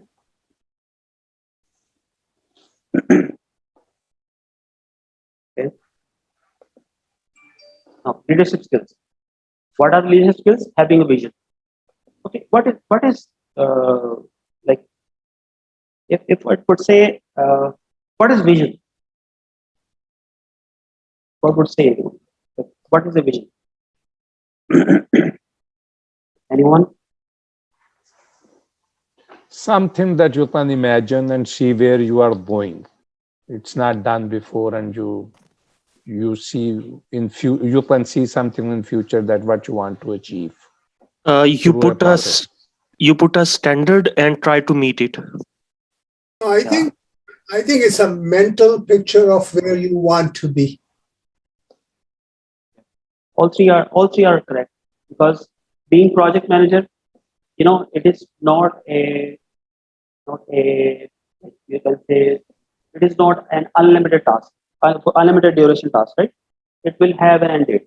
So by saying things to see things in future, being a visionary person, being project manager, it somehow not like comes into the definition of a project manager, but he or she should know, like considering the other definition that he know the technology, he know the standard that's set for this particular project, right? And set that standard for his project and achieve that, right? So being project manager, what your vision would be, your vision is what is written into the project charter, that has to be delivered at the end of the project, right? This is his vision, and on that vision, he create missions, he creates strategy, he creates till the activity level, he is creating things and then executing it, right? Optimistic and positive. Being leader, you have to be very optimistic. You cannot say that I cannot achieve. You should say I can. Same goes with PMP. If I can, you can, right? If I can do it, you can do it. Be optimistic and positive towards preparation. Seeking collaboration, managing relationship conflicts, communication effectively, asking and listening feedback, giving credit to appropriate people, right? This comes under transactional leadership. Action and result oriented. Right? let me interrupt for a second. You mentioned about optimistic. Actually, the trouble comes in when a project manager says, if I can, and you talk to your team, you say you can too. The problems comes is, as a project manager, you have a different level of vision and technical knowledge, and experience, but your team is not at that level. And when you say I can and we can, that can again create a conflict automatically. That I may be thinking because of the skill set I own, I can do that, but my team may be having a different skill set, right? They may not be able to approach there. I'm just talking about levels, level 3, level 2, level 1. A level 3 person did things different altogether because of his experience, his maturity, his communication, all that stuff. So how you can say that optimistic, to be optimistic that if I can, you can, because that's sometimes sounds very rude actually, in some environments. You know, there is a last one, that is action and result oriented. This is also part of being leadership. Being leader, you need to have these characteristics as well. Now, coming to your question, people, when you do project, being project manager, you will be responsible to hire people, right? You're part of that process where you are actually hiring resources for your project, for your team is being hired. You are part of that process. Now, this is the time where you actually get into it and hire the resource which you feel which can play a vital role for the delivery of project, right? So this is the one way you are making sure that what you can do, your team can also do. Right? Now problem is for the PMP prep, it is something else that because this session is something that I am delivering something to you, and I am hoping that you will do this the same way. But for the project manager, again, they have a baseline. They have something that customer required. So you are somehow stick with it. Like don't have liberty that we might not achieve this. You have to. Otherwise, this project will be failed, right? If you not go through the path defined by the project manager or the sponsor, or you have planned, then end of the day you will not achieve. So you will keep motivating your team that come on, you can do it. As you say you can do it, I will be with you, I will support you. You can do it, right? This is the way you motivate people, right? Otherwise, people will get demotivated. That's why you have to be very much engaged. You know, just for the sake of for the debate here, when we go into resource management, we draw a matrix, right? This matrix will give us uh, power and influence, right? Power and influence. This is our quadrant. Like 4 quadrants are there. What we do is we put people in influence, we put people in power. Then we make another matrix where we place negative stakeholders and positive stakeholders, right? And we continuously looking after who is extreme negative, who is low negative, who is extreme positive, who is low positive. We need to give time to these extreme negative people, right? We need to see their power. If they are very powerful, if they can kill the project, we need to first prepare a plan for them, how to engage them, right? This way, once you creating positive people more towards your project, you are getting more positive towards the successful delivery of it. I can give you an example here. If you have any, if you follow any news in Pakistan, then we have 2 projects. One is Lahore Metro Bus. If you have, do you have any visibility of those 2 projects? Like I was there when it was building. Lahore Metro Bus, and Yeah. one is Peshawar Metro Bus, right? Now, for the Lahore Metro Bus, they never engage horticulture department, right? The environment department. They comes in when they decided to cross the Chiburji Tower, right? Chiburji portion. Now, the horticulture people comes in and they say, how can you cross like overhead from this building or underground this building, right? So they comes in, they stopped our progress, project finished.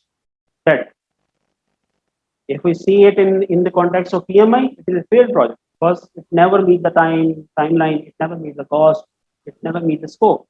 Because it is deviated because of we never been able to identify a stakeholder. If we have identified a stakeholder, our confidence towards the delivery and our optimistic approach would have given us more advantage. So you need to be action oriented. If we want to be, you are optimistic till the time you are confident. If you are not confident, you cannot be optimistic, right? This state comes with something that you need to develop first. You need to develop confidence towards the delivery of the product. Once you've done, you are more optimistic.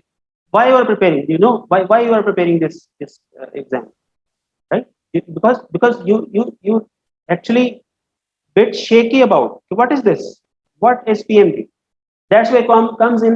Once you train, you will be more optimistic. You will be more positive because you will know everything now, right? You will see things that this chapter is explaining about this. I'm confident I can do it. I'm more optimistic. I can be more positive towards answering the questions, right?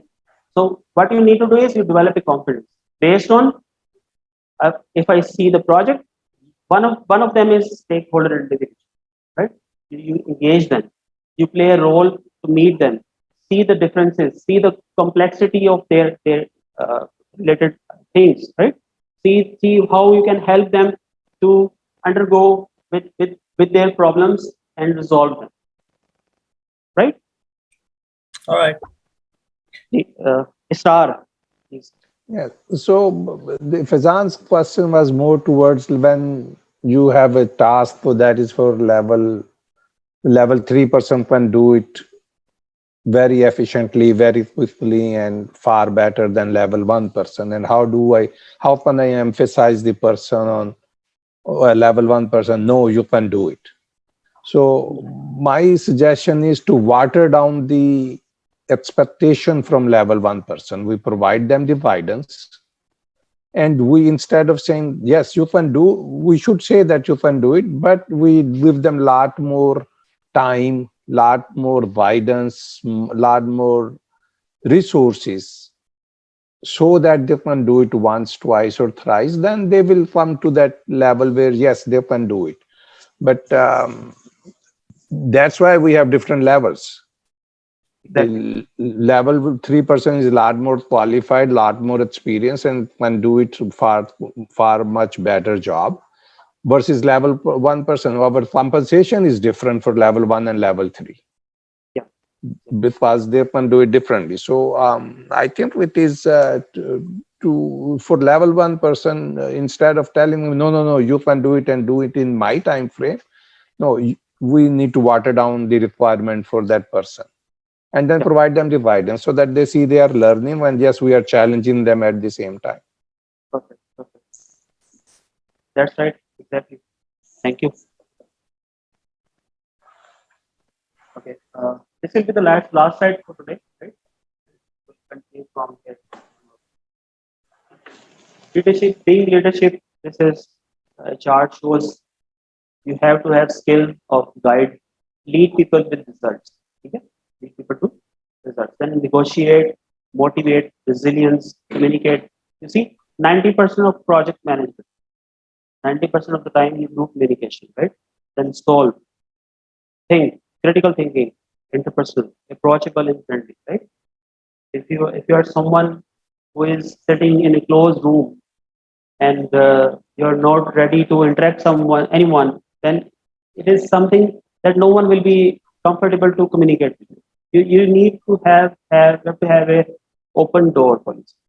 Anyone can comes in, talk about, listen to that, think about that, critically think about that, communicate. 90% of the time project manager do communication, so need to communication, guide them again in line with the whatever we have committed with customer, right? Stick with that. Whatever we're doing is we are delivering something which is we are being hired for, right? That is I'm sign up for the job that is project manager. And being project manager, I'm doing a project to deliver a product. That's it. right? So this is it for today, and I hope I can somehow able to translate few things, and do share your feedback if you think that it is not good or need more effort. Then I would try to make it more interactive and eventful. I have one question. I have Sure. one question for all the participants. Like almost half the people I think are from outside of Lahore. I mean, we are in United States, and it's like midnight when it starts. Is it possible for other participants? Otherwise, we will attend at midnight because it is from midnight to 4 a.m. Is it possible for others to start either 2 hours early or 4 hours later so that it will be our little bit more reasonable time? Yeah, if everyone is agree, I have no issue, right? Yeah. So, I mean, we don't want to impose on it, but if people in Pakistan don't have objection, 2 hours early or 4 hours later, because then it will be 4 a.m. my time when I will start, or it will be 10 p.m. my time when we will start. So we can sleep at 2 a.m. rather than 4 a.m. Okay. Just a question. Okay. So why not let's put this question on the WhatsApp group, and till tomorrow we have few like answers, then we can decide for tomorrow. Yeah, sure. Yeah. And then we will attend here if nobody agrees or if it is inconvenient to others. That's fine. Yeah, I believe for the people in Pakistan, they can easily manage, and I can feel the pain because it is very difficult to wake up early and understand these things. No, now we will go back to sleep at 4 a.m., but that's fine. I mean, if we have to. Never mind. Thank you, It can much. be I done. enjoyed it. Thank you very much. I have a quick question. For tomorrow's session, what chapters are we going to cover? And should we, is there anything we need to do to prepare? I'll be sharing few documents on the WhatsApp group. You can refer those. Categorically, I believe pinpointed to that this will be covered in tomorrow's session, so you can understand that prior to coming. Okay, thank you. Okay. Any question? So if not, then thank you so much for joining in. I appreciate your actually communicating, interacting, make it more interactive. Ask questions, give examples from your experience. So we all can learn, right? We all can get benefit from this, right? So thank you very much.